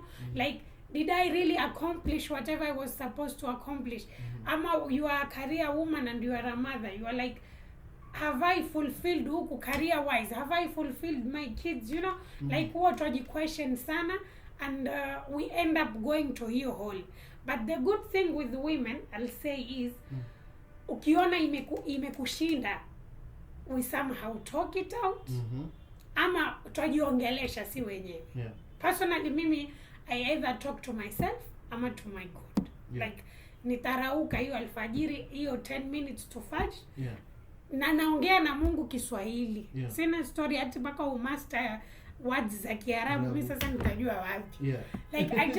Like, I explain to him my situation as if haijui. Because I know you anaijua. I just tell him, tuseme mimi sahi hii mambo imefanyika, I'm too overwhelmed. Hii imenishinda haki. Find me a way kunitoa kwenye hii situation. Or if, for example, when this year I nilijiwekea I need to go on 12 dates. Sasa nikiona nimeanza kuwa attached to someone, narudi kwa Mungu na basikiza Mungu. Yule boy umemuona leo, you know? Like, if he is good for me, engeza hizi, like, engeza interaction na yeye, fanya ile love iwe. Lakini ikiwa he is not good for me, ondoa hii attachment nimeanza, iondoe, like, taratibu, aende slowly, huyo, staki tena attachments, kisha nianze kulia after 3 months. Character development iliyoko Nairobi. So that's what I do with me, is like, I feel like women at the end of the day, hata tukiwa overwhelmed vipi, we find a place kuongea. Na pia I feel like we have been given safe spaces. Wajua mwanamke aweza kaanza kulia hapo barabarani and women will go, hata wanaume, are you okay? Nini? Mwanaume aanze kulia na kwamba unarekodiwa, unaanza kutrend TikTok na Twitter wewe. Unajua, it's funny umesema hivyo, so but so, you know, it hit me something when you said that. Men hatunanga leadership za kufunzwa kwa leaders. Okay. We don't. You don't. Yeah. Utaona kanisa zinafanya conferences za raising leaders. Okay. The content there, it's not raising any leader. Get. So unapata ni content ya mtu anakuambia kuwa leader lazima kuwa hivi na hivi na hivi na hivi. But what I learned about leadership interestingly from Robert Kiyosaki, Okay. and a pastor who died, his name was Dr. Miles Monroe. Okay. Two things I learned: leaders, they do things, others follow. Yeah. They don't talk about it. True. They do. So na nikalanio principle. But unapata ni principle wanaume wengi hatufunzwi. So you are told you're the head of the home, when you're provider, protector. Umepewa hizi title zote na unazichukua tu. Wewe ni Simba, wewe ni Sibur, as Luos would say, you are the Sibur of this family. So unachukua, but you don't question these titles, like, why am I this? So me, how do I become this? Yeah, but you see, I don't even to go to how do I become this. Mi niko zile za kwa nini naambiwa nifanye hivi. Why me? Unaget? Okay. So, and the reason ukijitea mkutano waanza kujiuliza why me, na waanza kukaa chini waanza kufikiria, then you realize why. But unapata, so a lot of men hata kwa nyumba hatunanga tukuagi mentor na mentality ya mentorship. That's why unapataga wanaume wengi wakiwa single they cook really good, lakini akioa kwa mamaze kitu moja useless. Why? Because ameambiwa bibi ndiye atakupikia. Anafaa kupikia. Unaget? But one thing I realized and I picked up from my dad could cook. Oh. Yeah. That's and sweet. my mom used to tell us, your dad cooks better than me. And we attested it. Kaambia ni kweli hapo. Tuwezi argue. Zani mnoma kitchen. Unaget? Yeah. So we as boys growing up tunafanya tu la nini? We were okay cooking. We were okay washing our dishes. That's We were nice. okay doing hizi chores kwa hao. So unapata leadership inaanzia kwa hao. True. Vile unaraise maboy wako, vile unaraise madem. So ukisema tu madem, ni kazi yenu ni kuolewa. So jikoni ni kwenyu. So what do you expect? Akitoka, she has something she wants to be, but she can't because society expects her to be a good wife. Hold up. A good wife? Okay. When Sazia alizaliwa uchi. Si kuona ametapo blueprint that you're going to be a good wife. No. Hata hakuwa na jina, hakuwa na lugha, ndile lugha alikuwa naongea nayo. So we learned the languages we speak from other people. Hold on. Unaona sasa mimi najita mkutano hivyo. Ngozile za okay. So unapata every one of us, God has put something in us that we are supposed to deliver on earth. But society expects us to do things the society expects. So kuna mtu atakuangalia hivi anataka ukue hivi. Standards zako zikuwe hivi. The same way mentality in terms me growing up je kuna hizi movie Arnold Schwarzenegger wakichapana na terrorist na nini. So I knew Muslim anybody amevaa kanzu, ndani yao kanzu kuna bomb. Yes, ngoza amevaa bomb. Mwanamke wote mpaka one time niliuliza nikaanza kusemanga hawa wanawake kwa nini vaa kama ninja? Na ujuanaje? Unaget? Because for me there was nobody offer you information. Yeah. But at one point when I started learning the truth about that mentality yangu ikachange. Unaget? So hiyo ndio kitu pia ina lack in so many things. Na hiyo nimetumia kama example because it's an example of a mindset nilikuwa nimewekwa. You know, any preacher alikuwa na preach because I went to Bible school, I graduated to be a pastor. Oh. Yes. So preachers walikuwa na preach wanasema Muslims will go to hell because they believe in Muhammad. So I'm like, Prophet Muhammad, peace be upon him, but because so Muhammad kwani mademon zake ziko na nguvu hadi zinatisha Wakristo mpaka zinastua Yesu, because I'm like see, we were told Jesus died for us and his blood is stronger than kwani Prophet Muhammad ulimnoma aje. So me I'm like, let me go find out. And then comes to Bible school na study, I'm coming to learn the truth about hizi vitu zote. So it's the same thing, we need to reboot everything we've been taught. Yeah, we need to unlearn everything. Because hizo unalearn, wanawake wengi saka vile umesema mentality wamewekwa ni being good wives. True. Being good women in the society. Why be good? And then ndio kitu kingine mimi usema, why is it that we always told about good and evil? We are never taught about being great. Because greatness inafanyaga kuwe wewe. Okay. You. Great people are themselves. True. Good people have to work to good to be accepted by society. Evil people have to be evil to be accepted by society as evil people. But greatness intimidates both. Because mtu great, hata mtu muevil akimwona atasema, that's a great person. Mtu good atasema ule ni mnono. So unapata greatness intimidates goods and evil. And that's unapata society nataka we be good in this, we be good in this, we be good, but don't be great. Because great doesn't limit. Yeah, good and evil limits you. Greatness doesn't. It's your mind. It's all about your mind, and your mind has no limit. Ni wewe vile utafikiria mpaka mahali wewe mwenyewe utafika. So unapata now a lot of women in that situation. Sasa unaona like the most encouraging thing ni wewe kuongea story ya hiyo manzani chai. So unapata in each one of us there's a vision and something we're supposed to pursue in life. But itawawa na hizi vitu. That's unapatanga. It sounds crazy nikisema hivi because ni kitu nimeona. When two people get together, they get married, wapate watoi, you find women get attached to kids, men start going crazy. But if the two had a vision, this woman had a vision and this man had a vision, watoi wakizaliwa, watoi wanakuaga wanatritiwa different. Wakuagi that atisa, because you'll find even if she's a mother, she has to go do this because this is a legacy she has to leave behind.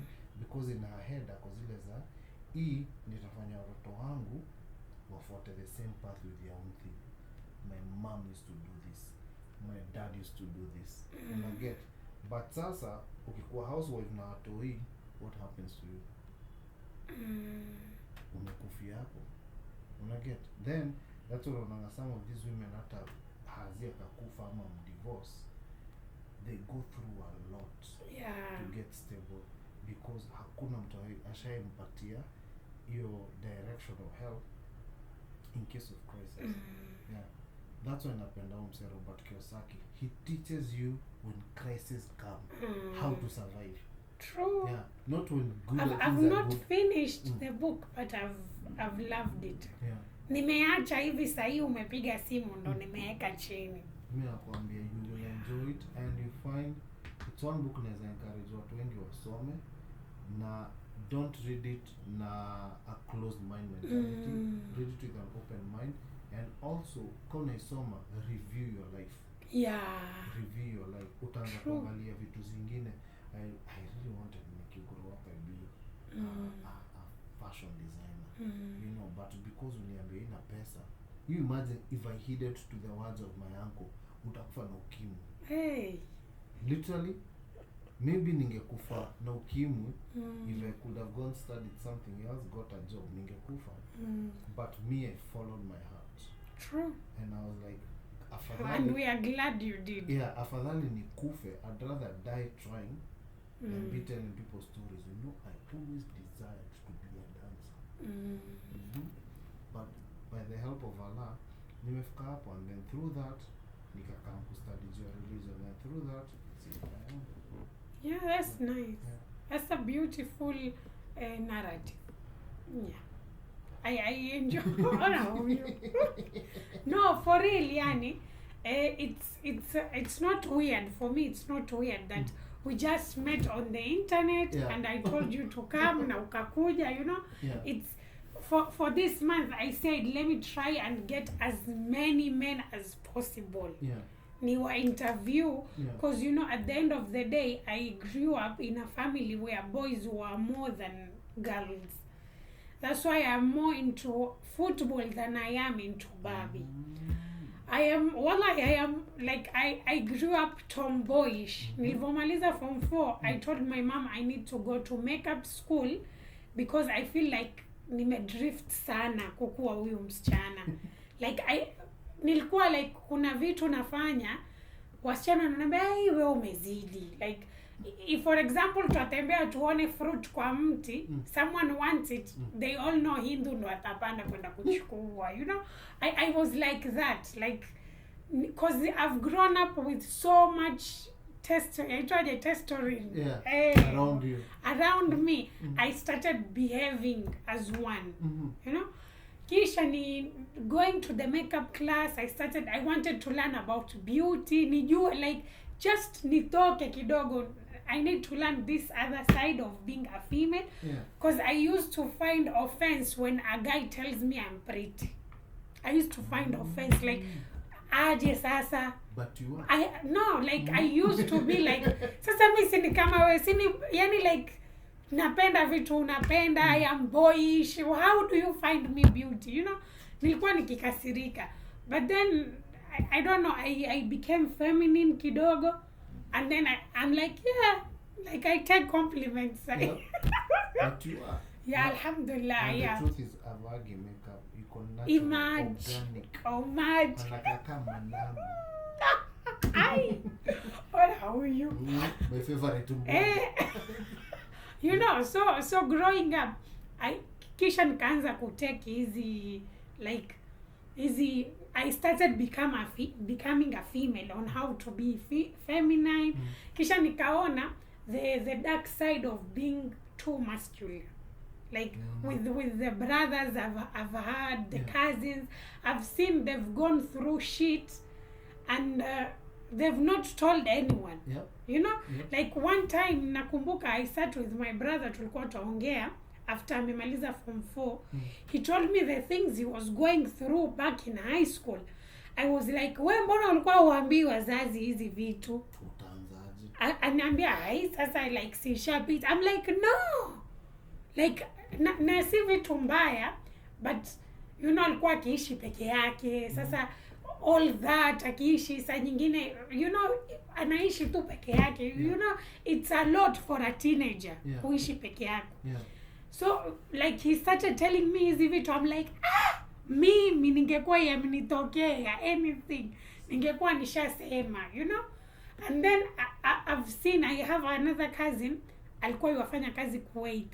Something happened, akashikwa akaekwa jela, corona came, ikamsaidia yeye corona, akaja Kenya, you know. Akakuja Kenya, he got married, he had a baby akakufa, you know. And then sasa ameanza ku act it out on people and people are like naye amezidi, you know, like kitu kidogo tu yashafokea watu, but people don't know this guy went through shit, you know. He didn't have anyone kumuongelelesha, kumuuliza where are you now, like how's your mental health sahi. No one sat down with her. As we speak, no one has mpaka leo. Like anaachwa tu akue mwanaume, you know. Ama ameanza hii kuchana and people are like mbona anaacha. I'm like kirohoni me, I'm like maybe that's where he finds peace and that's one place maybe ana find kidogo roho yake inatulia, because all this happened and hakupata mtu akumuongelesha, imagine. And I've seen that and I feel like wanaume mara nyingi hawananga mtu akumuongelesha. So I was like, Hindu, reach out as many men as you can. You don't know whose life you are saving. I'm not joking, you know? Tomorrow's a very interesting because like in the US I noticed kuna kuagana club ya smokers wanaume. Okay. ukienda ukae hapo hapo anakuwa generous. Okay. Ukienda hapo you need a smoke man. Because I don't smoke. Oh, nigga, this is smoking zone. No, I just want to come chill with you. Oh man, just sit here man. Unaanza kusikia naongea, man, my baby mama's driving me through hell, man. So unaanza kusikiza story na sema handa umsema shinda amekasirika ofisi. Place ingine nilidiscover US wanaume wana depression mbaya wakianza kuongea na understand kwa nini barbershop.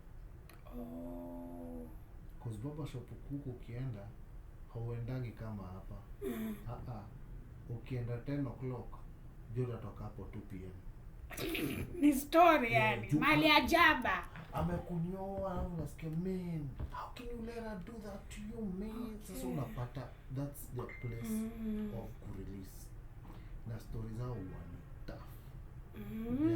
Tough. Zingine mazee yangu nasikizo kwa zile za sikia msee anasema me I one time hanged out na wanaume wote walirepiwa na manko zao. Kwa barbershop. Wakiwa watoi. So sasa tunaongea kwa zile za but this is the weird thing in Africa tumefunzwa tusiongee because tunaambiana you're bringing shame to the family. Ni aibu. Aibu gani? Wewe mzigo bana. Which I understand some people not saying it because true utachongolewa Kenya. And that's the thing I find very interesting about our society. Uko hakunaga uoga. And now sometimes I understand ukiona Mkenya anasema me want to go and live in the US. Because of your kuna safe spaces. Unaweza kuongea. You know, unapata huko kuna wanaitangwa alcoholic anonymous. They go for meetings za wanaongea kwa nini anaweza kunywa pombe. Unaget, so unapata people speak out and lash out. Wengine atakawa lash out wanaenda kushutu watu kwa mall na all these places hizo wazimu, but at least wanaongea. Unaget, so na unapata inasaidia, but Kenya hakuna hiyo environment. Unaenda unaongea na pastor Sunday, hey, unajua neno inasema so kianzego unajua ndio sana. Unajua, so unapata hata the people we call leaders in this country are not leaders because they have never, leadership is something you do, others follow. So unapata hakuna nini hiyo watu wanafanya hivyo so that others can follow, ndivyo kukuwe na healing. Alafu kuna kitu moja also niliobserve nikiwa US ni na bado hata nikienda miona sana. Unapata especially in the black community, the men pass trauma to each other. And it's the same thing. Sasa vile nikikam kuvisit Kenya, I see the same thing. Unajua ukitoka urudi sasa ni unaanza kuona niliona na kweli piko hapa pia. I see the same element, and the trauma causes that mental health issues. Kwa sasa unapata like the black man ataongea juu ya white cops. So amepasia mtoto wake hiyo energy. So unapata sasa wanafanya mpaka sasa hiyo fear, mtu anakuwa na fear over white cop. So unapata hiyo trauma inapitishwa hivyo. And then the women wanao wamepigwa trauma yao juu ya wanaume wao. Unaget, so unapata hii kitu hakuna, kuna wale wameamka ni the same, me I'm cutting myself out of that. Unaget, taki kitu yenyewe. So in Kenya kuna trauma zinapitishwa. One of the traumas in realize Kenya is you cannot question what an elder tells you. So me I came back, I'm like, and who the fuck are you again? So wazee wananiangalia zile za huyu mtoto ana heshima. I'm like twende taratibu. Wewe naanza kukuona. Mimi nishaanza kuuliza na zile za so you know I'm be okay, and what makes you be an elder because of age, gray hair and age. So wananiambia you have to respect us because of age and what we get. Now you know even fools grow old. True. So you might be a fool. Ouch. So yeah, so practicality of eldership also inakujaga na wisdom na vitu unafanya so that we follow. So unapata hiyo trauma when you're a teenager or you're young, you don't question anything. Na unapata sasa hiyo inatubia. Inafanya tukue timid, inafanya tuogope, inafanya tuogope kuwa vulnerable. Because anytime you could have said kitu kiwa young, ulikuwa unaambiwa nyamaza. True. Hai. Nikienda hii side ingine nikaona wazungu, they are not perfect, but they give their kids the opportunity to speak their mind. And the parents can tell where the kids are going. With us, we were never allowed to speak our minds. Yeah. Is it kanisa? Is it msikiti? Is it in family table? You know, get so mental health issues also inakuja mali nyumba environment imekuwa, you know. Na ukipata wale outspoken na who speak wakitoka huku nje, they find they still barrier because you couldn't question a teacher. The teacher was right. The teacher was wrong sometimes. The teacher was right. Yeah, but it was wrong, you know. So unaangalia unasema you can't question anything. So unapata hata waleo, in fact this is the most interesting thing vile niliona watu wakichongwa KRA. You know, I started laughing. Mimi nilikuwa nimecheka na mwanatumbo because that never used to happen. Yeah. So that's why our current politicians are having issues with the citizen. Because our citizen wana question na si wale wamezoea kuambia nifuate nyayo. Hapana, mimi sifuati nyayo. Your feet are bigger than mine. I'm not sifuati yako. Wana question. True. So unapata because these young ones, na nikitunda kuambia observe them, hawa watoto wako in their 20s wamelearn to create their own safe space.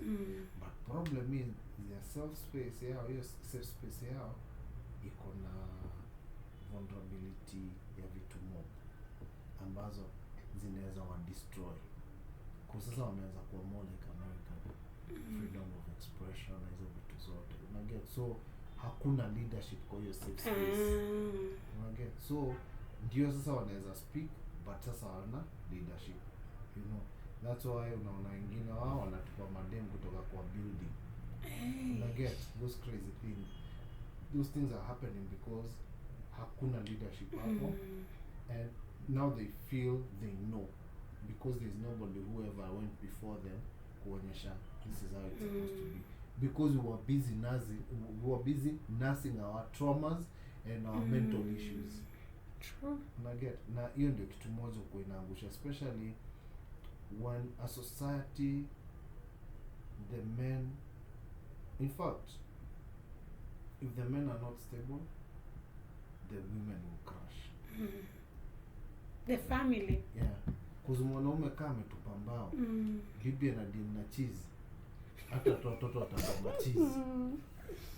I find it weird sometimes, wife anaweza kuwa cheesy, dad akiwa sober, ndio the kids follow the mother, but unapata somehow wana accommodate mama yao because of the love of a mother, and they tend to say no, my mom is not okay, but thank God my dad is there.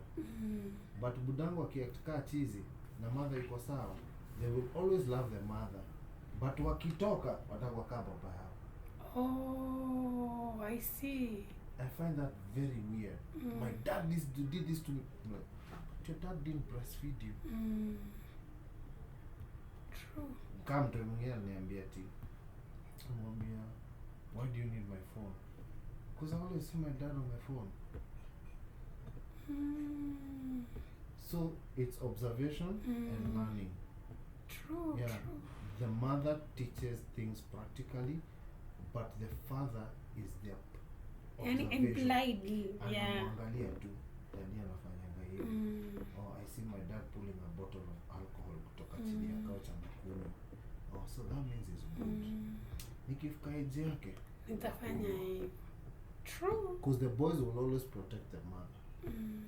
But they observe and follow what the father does.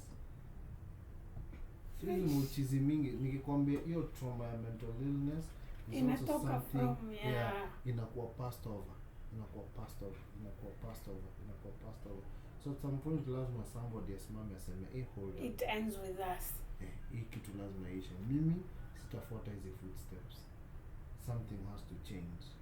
So I have to change the way I'm doing things, how I'm addressing people, how I'm doing things, and then I have to follow my vision, because my parents wanted me to be an architect, but me, I wanted to be a dancer. I will follow my path. You know, because what you're doing in Yati, you are creating a safe space for the next generation, which is your kids. Which is very on another thing, easy safe spaces, most people who wanaona ni just men can create this for men. Sometimes hata wanawake, you know, for us we have like 2 shillings on this, like 2 cents zetu ni we've had safe spaces. We know what needs to be done for you to like feel safe. And for example, ukinifungukia something, I'm not supposed to use it to make you more vulnerable. Wajua hiyo sasa, that's where hiyo leakage inatokea hapo. A man sees a woman or a mother, or it doesn't mean ni girlfriend ama ni wife. Any woman mfano ako comfortable naye, amemfungukia kitu. You know? This is where things go south, when the woman sasa anatumia hiyo kumfanya yule mwanamume I feel weak. You know? Sasa I feel like before tufungue tu hizi safe spaces, we need to empower both genders. Sio mtu amekueleza yaitwaje, their weakness, their deepest, you know, deepest darkest holes, kisha wewe umezitumia to make fun of them. You know, huwa inamuua anyone, huwa anakufa taratibu without you noticing that umemuua yule mtu. So it's both genders. Na ndio nasema we have to remember that the person who carries this boy in pregnancy is not a man, is a woman. So there's a part of me also na kuona zile za if you don't empower the women, you see, when you empower a man, you empower an individual, but when you empower a woman, you empower generations. True. So unapata this thing goes both ways, because sometimes I think cartoon are from different society unaweza kulana vitu zingine, because like in the US out here sometimes, you know, black man anasema, even white men, women anasema, you know, na nimesikia hata peke hapa Kenya akisema hivyo, I don't need a man to make it in life. Okay, that's true, but umesema hivyo na umesema mbele ya mtoto wako, whether it's a boy or girl, what impact have you passed on? You know, okay, na mzee nakuja nasema, you know what, we married a very stupid woman. Umemfanya amepick. Hawa toi wakianza kuwa machizi, nyinyi wawili mtakuwa mkisema, me I didn't expect our kids to be trying to recall things you've said in front of them. True. Okay. So, and I remember one of my friends alikuwa ananiambia, actually watoto wake mimi ni good father wao tu. Francis ni Mtanzania, ananiambia mimi na mama watu wetu tukiwa na shida tunaenda na bedroom, tunaingia kwa bed literally. Wanaambia watu we are watching TV, can we have our own time, daddy mommy time, because watoto wanakaa huko wanashughulika na vitu zao, maybe na you know whatever. Imagine atu wameenda saa kuulizana, saa mimi niko na nifanyia magari gani, wanaweka TV, hapana, that's not good. That's so good. Unaget, so one day walinicall wakaniweka kwa video call, so akaniambia we, tuna need hapa hivi, tuna need kuuliza kitu, because tuko tunaenda dinner na yeye, and so and made this comment mbele yako nini. So ngauliza nini mnadu kwa bed. Wakaanza kucheka. Immediately walianza kucheka because they are so used to doing it. Before watoto wasijua na gombana. That they nini it's normal for them. So ngauliza mnadu this is our space where we come to solve our issues. Nili bust out nikicheka nikamwambia mnajenyo ili I love what you're doing. I will leave you both to stay in that bed. Mkimaliza kuchapana, please create another baby. I want to be another god. Walianza tu kucheka but wakaniuliza what do you think? Mimi nikamwambia kwa nini unaniingiza kwa bedroom yenu? Akaniambia no, we need an opinion on this one from outside. Nikamwambia you guys, you're doing great, come and fight. So you'll still do good whether with my opinion or not. Nikaambia so big kitu yote because kama mnaweza ingia kwa hiyo bed sheet muongea hapo hivyo, you guys are very very mature, very amazing and mature. Bye bye. Nikakata simu. Sasa vile nilikata walianza kuulizana wakaanza kuuliza sasa mimi ndio nilianza kuchapwa in my absence. Sasa tunapigia watu wa vile sasa mwanga mwenye hata kusingle ajua kitu unajua vile aliambiana forget about even that story. Wife nilimwambia hata nawe si kitu kubeba na roho but kuna mtu niliona hapo hivyo nikauliza later on wife yake nikauliza who started hiyo kitu kwa Francis. That's nice. That's very nice. See now when you're mentally stable, when a guy has a vision, and by the way Charlie, he works for himself. That's kitu alianzia Tanzania ndio imemuza. So napata hiyo kuwa no, hiyo ndio the good thing about vision. You have even a vision of how you do want your family to be, na kusaidia wife yako si kumchokora.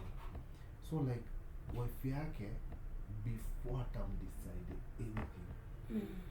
Hata piga hazi kwanza. Yani they are like friends. Ukiona wawili, unaweza fikiria they are friends or they've just started dating.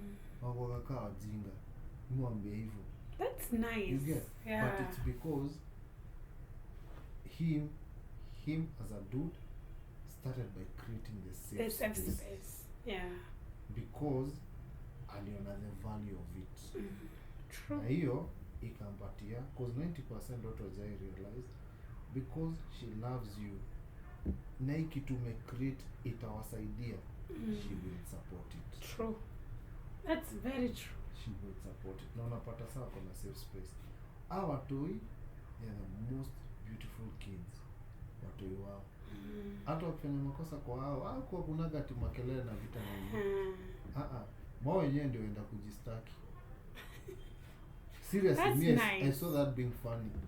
That's nice. One day aliamka akasema, "Kawacha kuchana na Uncle Brian.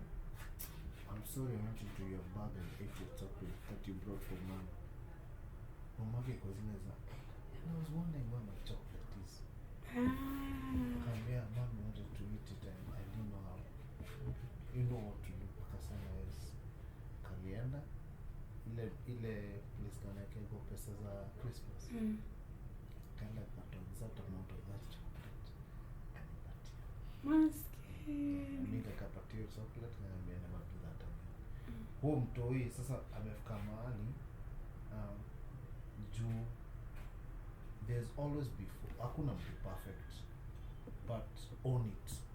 Yeah, own it. No. Pia wameonyeshwa kuwa being honest who punished. Unajua si huku kwetu ukienda nyumbani useme mimi nimefanya 1 2 3 unapigwa. Coffee toka hapa kama via Nigeria. 6 seconds later. So I feel like wamefundishwa kusema ukweli, they are not going to be punished. That's why they are very okay kusema ukweli. Na hapo ndipo kitu gani ninaanza kuona mental illness starts at a very young age. It's true. But we don't realize until ukiwa mkubwa inakuchapa. Sasa unajiona miaka inachapa, hautaki kusettle. You know, you are like mbona sitaki kusettle because you get options and you are like sitaki kusettle, hujui ni nini. Yep. Kumbe ni hizo childhood traumas tu zinaku. Yep. It's true. Zinaku affect mentally. Na mtu anashindwa ati wao unachapa wife yako. Find out mtu anachapa wife yake kwa nini. Either kuna mtu either babake alikuwa anamchapa wife ama brother yake anamchapa wife ama jirani alikuwa anamchapa wife. Yeah, it's something. Ama amekuzwa kuona kuwa mwanamke hana value. You know? Mwanamke ni ng'ombe tatu huyo, you know? And then this is the other thing I find very weird near tea. A lot of, especially kids, if you want kids to have a healthy life, wewe mwenyewe kama mzazi that's kuwa na, and that is sometimes when I see a female anaenda through a hard time na chali yake na anapenda, because 90% like in Kenya watu wana nani na mother. So naambia ngama tena, unajua you being mentally stable, it's what will make these kids to be successful. True. So watana na uchizi, wewe uko stable, focus on yourself. Yeah, jua watoi watakuwa kiangalia madhao. Already watoi washana babao ni mwandazi. At least they need to have something like a compass. Yeah, mali watashikilia na wanasema, you know what? True. I learned this from my mom. Because sana nikiangalia kaa US tunaongea na watoto wanatoka foster homes. Wengi wao wanaendanga kwa criminals. Yeah. Unashindwa mtoi na stability ya kichwa because alienda hao maana alikuwa anachapwa na bwana yake. Anaenda nyingine. Huyu mama alikuwa analeta kama boy left right and center. Anaenda ingine ilikuwa ni ya crackheads. Mtu hizo habits zote ameokota. By the time ako 18 ana tabia zake. Mtu ana tabia zake, huwezi msaidia. Na zile vitu aliono na akaonyeshwa anajua hizo ndizo lifestyle. So unajaribu hapa kumsaidia it's hard. Ni paka uhili wewe mwenyewe. Unapata with mental health for men, I know it's a priority, but also it goes also kwa wanawake pia. Yeah. You know, because it's both of them live together. You know, but mwanaume jundia na kama the head of the house, kuna tendency yeye anashukua na mauchizi haraka. True. Kwa tumbili. Wallahi, it was so lovely to have you in my podcast. And do you have any question for us? I already asked. Sasa mimi hiyo najibu nini? Sinikuuliza kwa nini ulianza podcast? The podcast one hiyo nilijibu. Yeah, I thought hii ya nyoka. Gani? Mimi hiyo ya hiyo sasa itabidi utafute hivyo ulize. Mimi siwezi ongelelea hivi. But mimi kitu najua hivyo alidu. Ulikuwa, ngoja nikuulize, ulikuwa kwa hiyo situation? Unajua sana wakala wase waliandika kaa. Ushasoma hizi stories za wanaitwaje? Mabest wa mtu akipeana biology yake. Unajua mimi nilikuwa na mjua zile huyu anaongea nini? Na huyu amekufa. Maybe hata nasikia anasema mazi umedanganya na Buddha. Hatukuenda huko. You know, but hiyo story ya Eve kuongelesha nyoka. Hiyo unaweza andika vitabu. Lakini ni wanawake mazee wasema muna nguvu. Out of the topic of mental health. Thank you. So hata nisimagine nikupatie story. Sasa unataka kusifu wanawake kwenye podcast ya wanaume? Si ndivyo wajue? Okay. Women are powerful. It's true. You know, every man is influenced by a voice of a woman. If it's not your mother, it's your sister, girlfriend, your sister, some slave your queen, daughter, some female. So as much as wanaume anasema gati you know, it's like James Brown vile anakuja akasema it's man's world. Hiyo ni uongo. We are running the show. Obama hakushinda elections, ilikuwa ni Michelle. It's true, by the way. Biden hakushinda elections, ilikuwa ni bibi yake. Mtu alishinda elections na ni juu aliconfuse wase ni Trump. You know, but at the end of the day hata tusiende story elections tuongea tu basic stuff. Mwanaume akianza kuambia na madem, I love how you're doing it, love how you do your job. Kama alikuwa naoshaga hii wall, anakuja anaipanguza, afu mwambie Akel, I really admire how you do it. Kesho atakuja ifanye detail. Unajua sister sasa hata vile nitadu. Unapa vile pako nitakusmoothenie pako. Yeah. Inapewa extra. It's true. The power of words of a woman. Okay. That's why ngoma ya Shaggy watu wengi wajaya understand. Wanafikirianga it's the sexual side. The power of a woman. Hapana. Hii ndogo tu. Ni vitu zingine si stupid. Hata Uganda will say si stupid. Yani tu mwanaume atanyamaze, hiyo suit inakaa poa na wewe. Showing all the you unataka. Hata badilisha. Atenda apeleke hiyo suti kwa dogo yule ataiosha na i-maintain mpaka uze vizuri. Like it said that women are the ones who live for compliments. My friend, is a lie. Men. Even men. It's men actually, yeah. Mwanaume yani hata akikwambia mwanzo unakaa poa, umwambie thank you. Yeye ndio furahi moja kuliko. Mimi ndio hizo ufala and I was once there. Oh no. Ndio ulikuwa umeota unasema oh my god. Still unakaa poa na hiyo dress. Thank you so much. I really appreciate akismile. Ana walk away, afa natana na smile tena. Unaisha. The king of Wakanda. Umeisha. Wewe ndio umeisha. Si dem. Si wewe. Okay. So Fadhali tuchanue. I had to learn. Women are so powerful. But we take it for granted. True. Because in so many things men we don't consider that the woman who gave birth to you had the power to terminate the pregnancy. So uliona dunia na vile huko unajigamba baby simba. My friend, wewe ni nyao tu.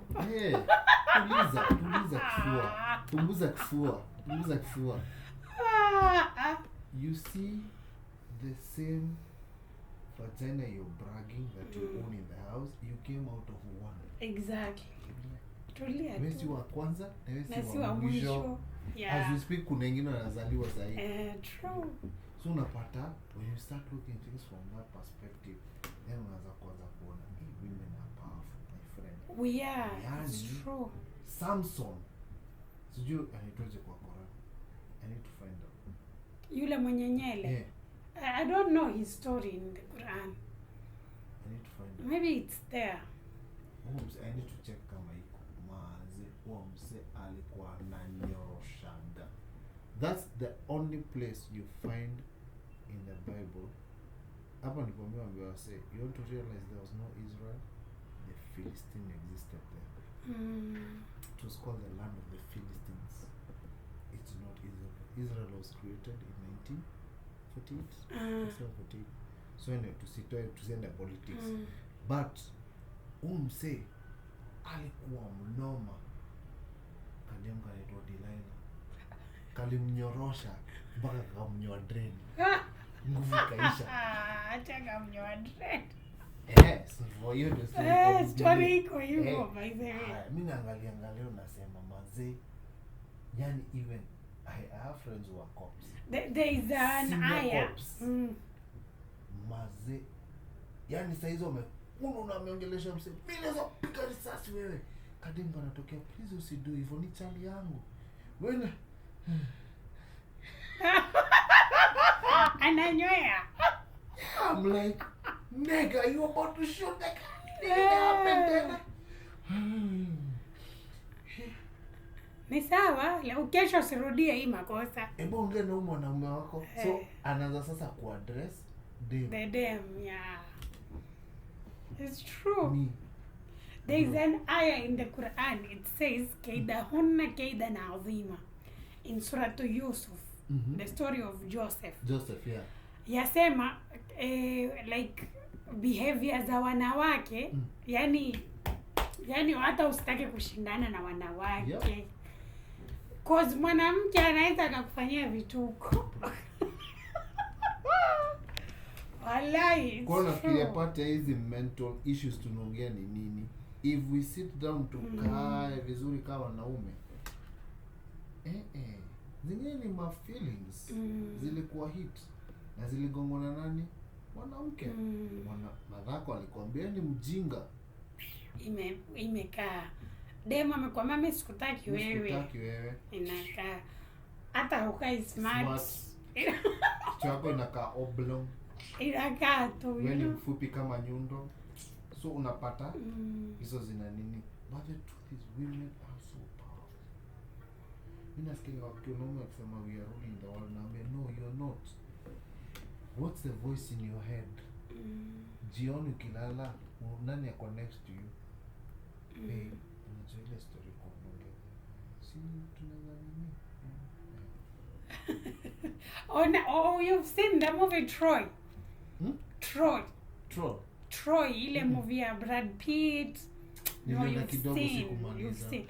The whole story of the movie imeangusha civilization. It's because of a woman. A woman imeangusha civilization yote ambayo imejibuild for like centuries. Imeangusha hivyo tu. King Kong, a monkey. Went for a white woman. King Kong. Yeah. Oh, it's my woman. It's my woman. Kuzileza. Nisijai sahau nikiona ngasema, really? King Kong tulikuwa tuna fight. Wakadem kamjua kwa mkono. Hata hujui sasa wataconsummate aje. Sasa niko hapa nikaziliza. Sasa story inaenda. Hii sasa inamalizikia wapi? King Kong ulikuwa supposed ku fight hizi vitu zina attack dunia. Sasa umeanza kukatima feeling juu ya dem. Like one, men we don't realize how women influence us in so many things, but we don't realize and we in denial. Kabisa nilienda kunyolewa juu ya nini? Sometimes I sit back na jiuliza nimeenda kunyolewa juu ya nini? Kuna mademo alisema nakaka poa. Wanapenda beard uki. By the way unakaa poa. Like for real, yani si ati nasema ni kwa no unakaa poa usinyoe. So unapata iko zile za nimevaa hivi jioni. So unapata women are so powerful, and the interesting thing some women don't realize how much power they have, and some men don't actually realize vile mademo na nguvu. Wacha mwambie kama kuna sauti nimeogopa ni ya mwanamke. Ya mwanamke. Women are powerful, man. Hey. Thank you. Women are powerful. We will take that as a compliment. Let me watch kuonyesha nana powerful woman. Okay. So, Prophet Muhammad, peace be upon him. Vile aliaga dunia. Nani waliwacha wasaidie kuandika Qur'an? I think ilikuwa wife ilikuwa one of the hadith moja, the biggest compilers of hadith ni Aisha radhiallahu anha. So sometimes naambia ngase mkimsichitona wake mrealize hata dini ya Mungu. True. Yeah, it's true. Hamda kuwa nayo. Hatungejua a lot of things. Yeah. Tungejua tu the vitu tu stories za masahaba. Yeah. Na masahaba wako wanaenda kwa bedroom. Vitu nyingi hatungejua. Women are powerful. Wacha tuachie hapo. Hola huyu. Yeah, it's true wallahi. Wallahi mimi I'll say thank you. You're welcome. Inshallah ikiwa I'll have more time na ikiwa uko na more time, we might do another one, a random one ambao si a men's mental health. We might do kama hiyo culture shock, umeona, because most people wanataka let's say kuja US, and It could be utupe the good and the bad. Wajua, si tuona tu kwa movie the good. But I know kuna loneliness, kuna a lot of things huko. We need serious. Wajua wazee huwa watujui hizi story. Tumesikia story ya green card, si tunaenda kwa apply, you know? Na tukifika tunaanza kulia, tunapambana na hiyo winter. Mimi hata winter ikanishtua. Mimi kitu ilinishtua the first time state nilipata nyumba yangu imevunjwa. Cracked. Because kuna very huge number of homelessness, but they never show it. But if you go on YouTube, wanza kwenda every state iko na shida zake kubwa, especially after 2020 ili rise with like 80%. Yeah, homelessness. So mimi wanasema you start seeing white peopling. You know there are some behaviors these are white people to sisi huko Afrika hatunanga. You know, hata uwe community gani hatunanga. Lakini ukienda huko you get to see these shocks and you start questioning a lot of things. We will host you for that. Wallahi, we will host you. Ngojea one of these days. Niko free. Sawa, mimi niambie. Sawa. It was nice being on the podcast. Thank you. I'm looking forward to kusikiza. Hata mimi ni learn something from the podcast itself. Yeah, today I'm posting one from a friend of mine. Yeye anafanya mambo na insurance. Okay. So I'll post it and I'll share the link. If you follow, do you follow me on Instagram? No, I need to follow you. Yeah, I'll just give you my name. I'll follow you back. I follow people on Instagram, but on TikTok I don't follow back. Because I there are videos for only my friends. You know, ukipost TikTok, kuna for everyone, kuna for only friends, kisha na for you. Sasa I sometimes post videos only for my friends. I feel like people end up judging and it's too much for everyone to see. That's why I rarely follow people back on TikTok. I think mimi sasa nilienda the opposite. Ninaambianga say judge me till you're tired. Mimi niko very I have my own bubble, so I tend to just niliwachapua fragile. Nilichapua character development in the United States of America. Sasa mimi sijachapwa hiyo. Sasa mimi kwa zile za ongeeni. Sasa mimi I am like, you know, at the end of the day I have brothers. It's yani kuna watu washapeleka messages to my dad. My late dad amekufa last year. But they've tried to show him that side of me which I didn't want him to know, you know, like it's so I decided too. Otherwise, guys, thank you for listening till the end of the show. From your lovely host Hindu Hussein, from your favorite podcast, It's Your Girl and Other Stories. Stay tuned for more amazing stories. Salut!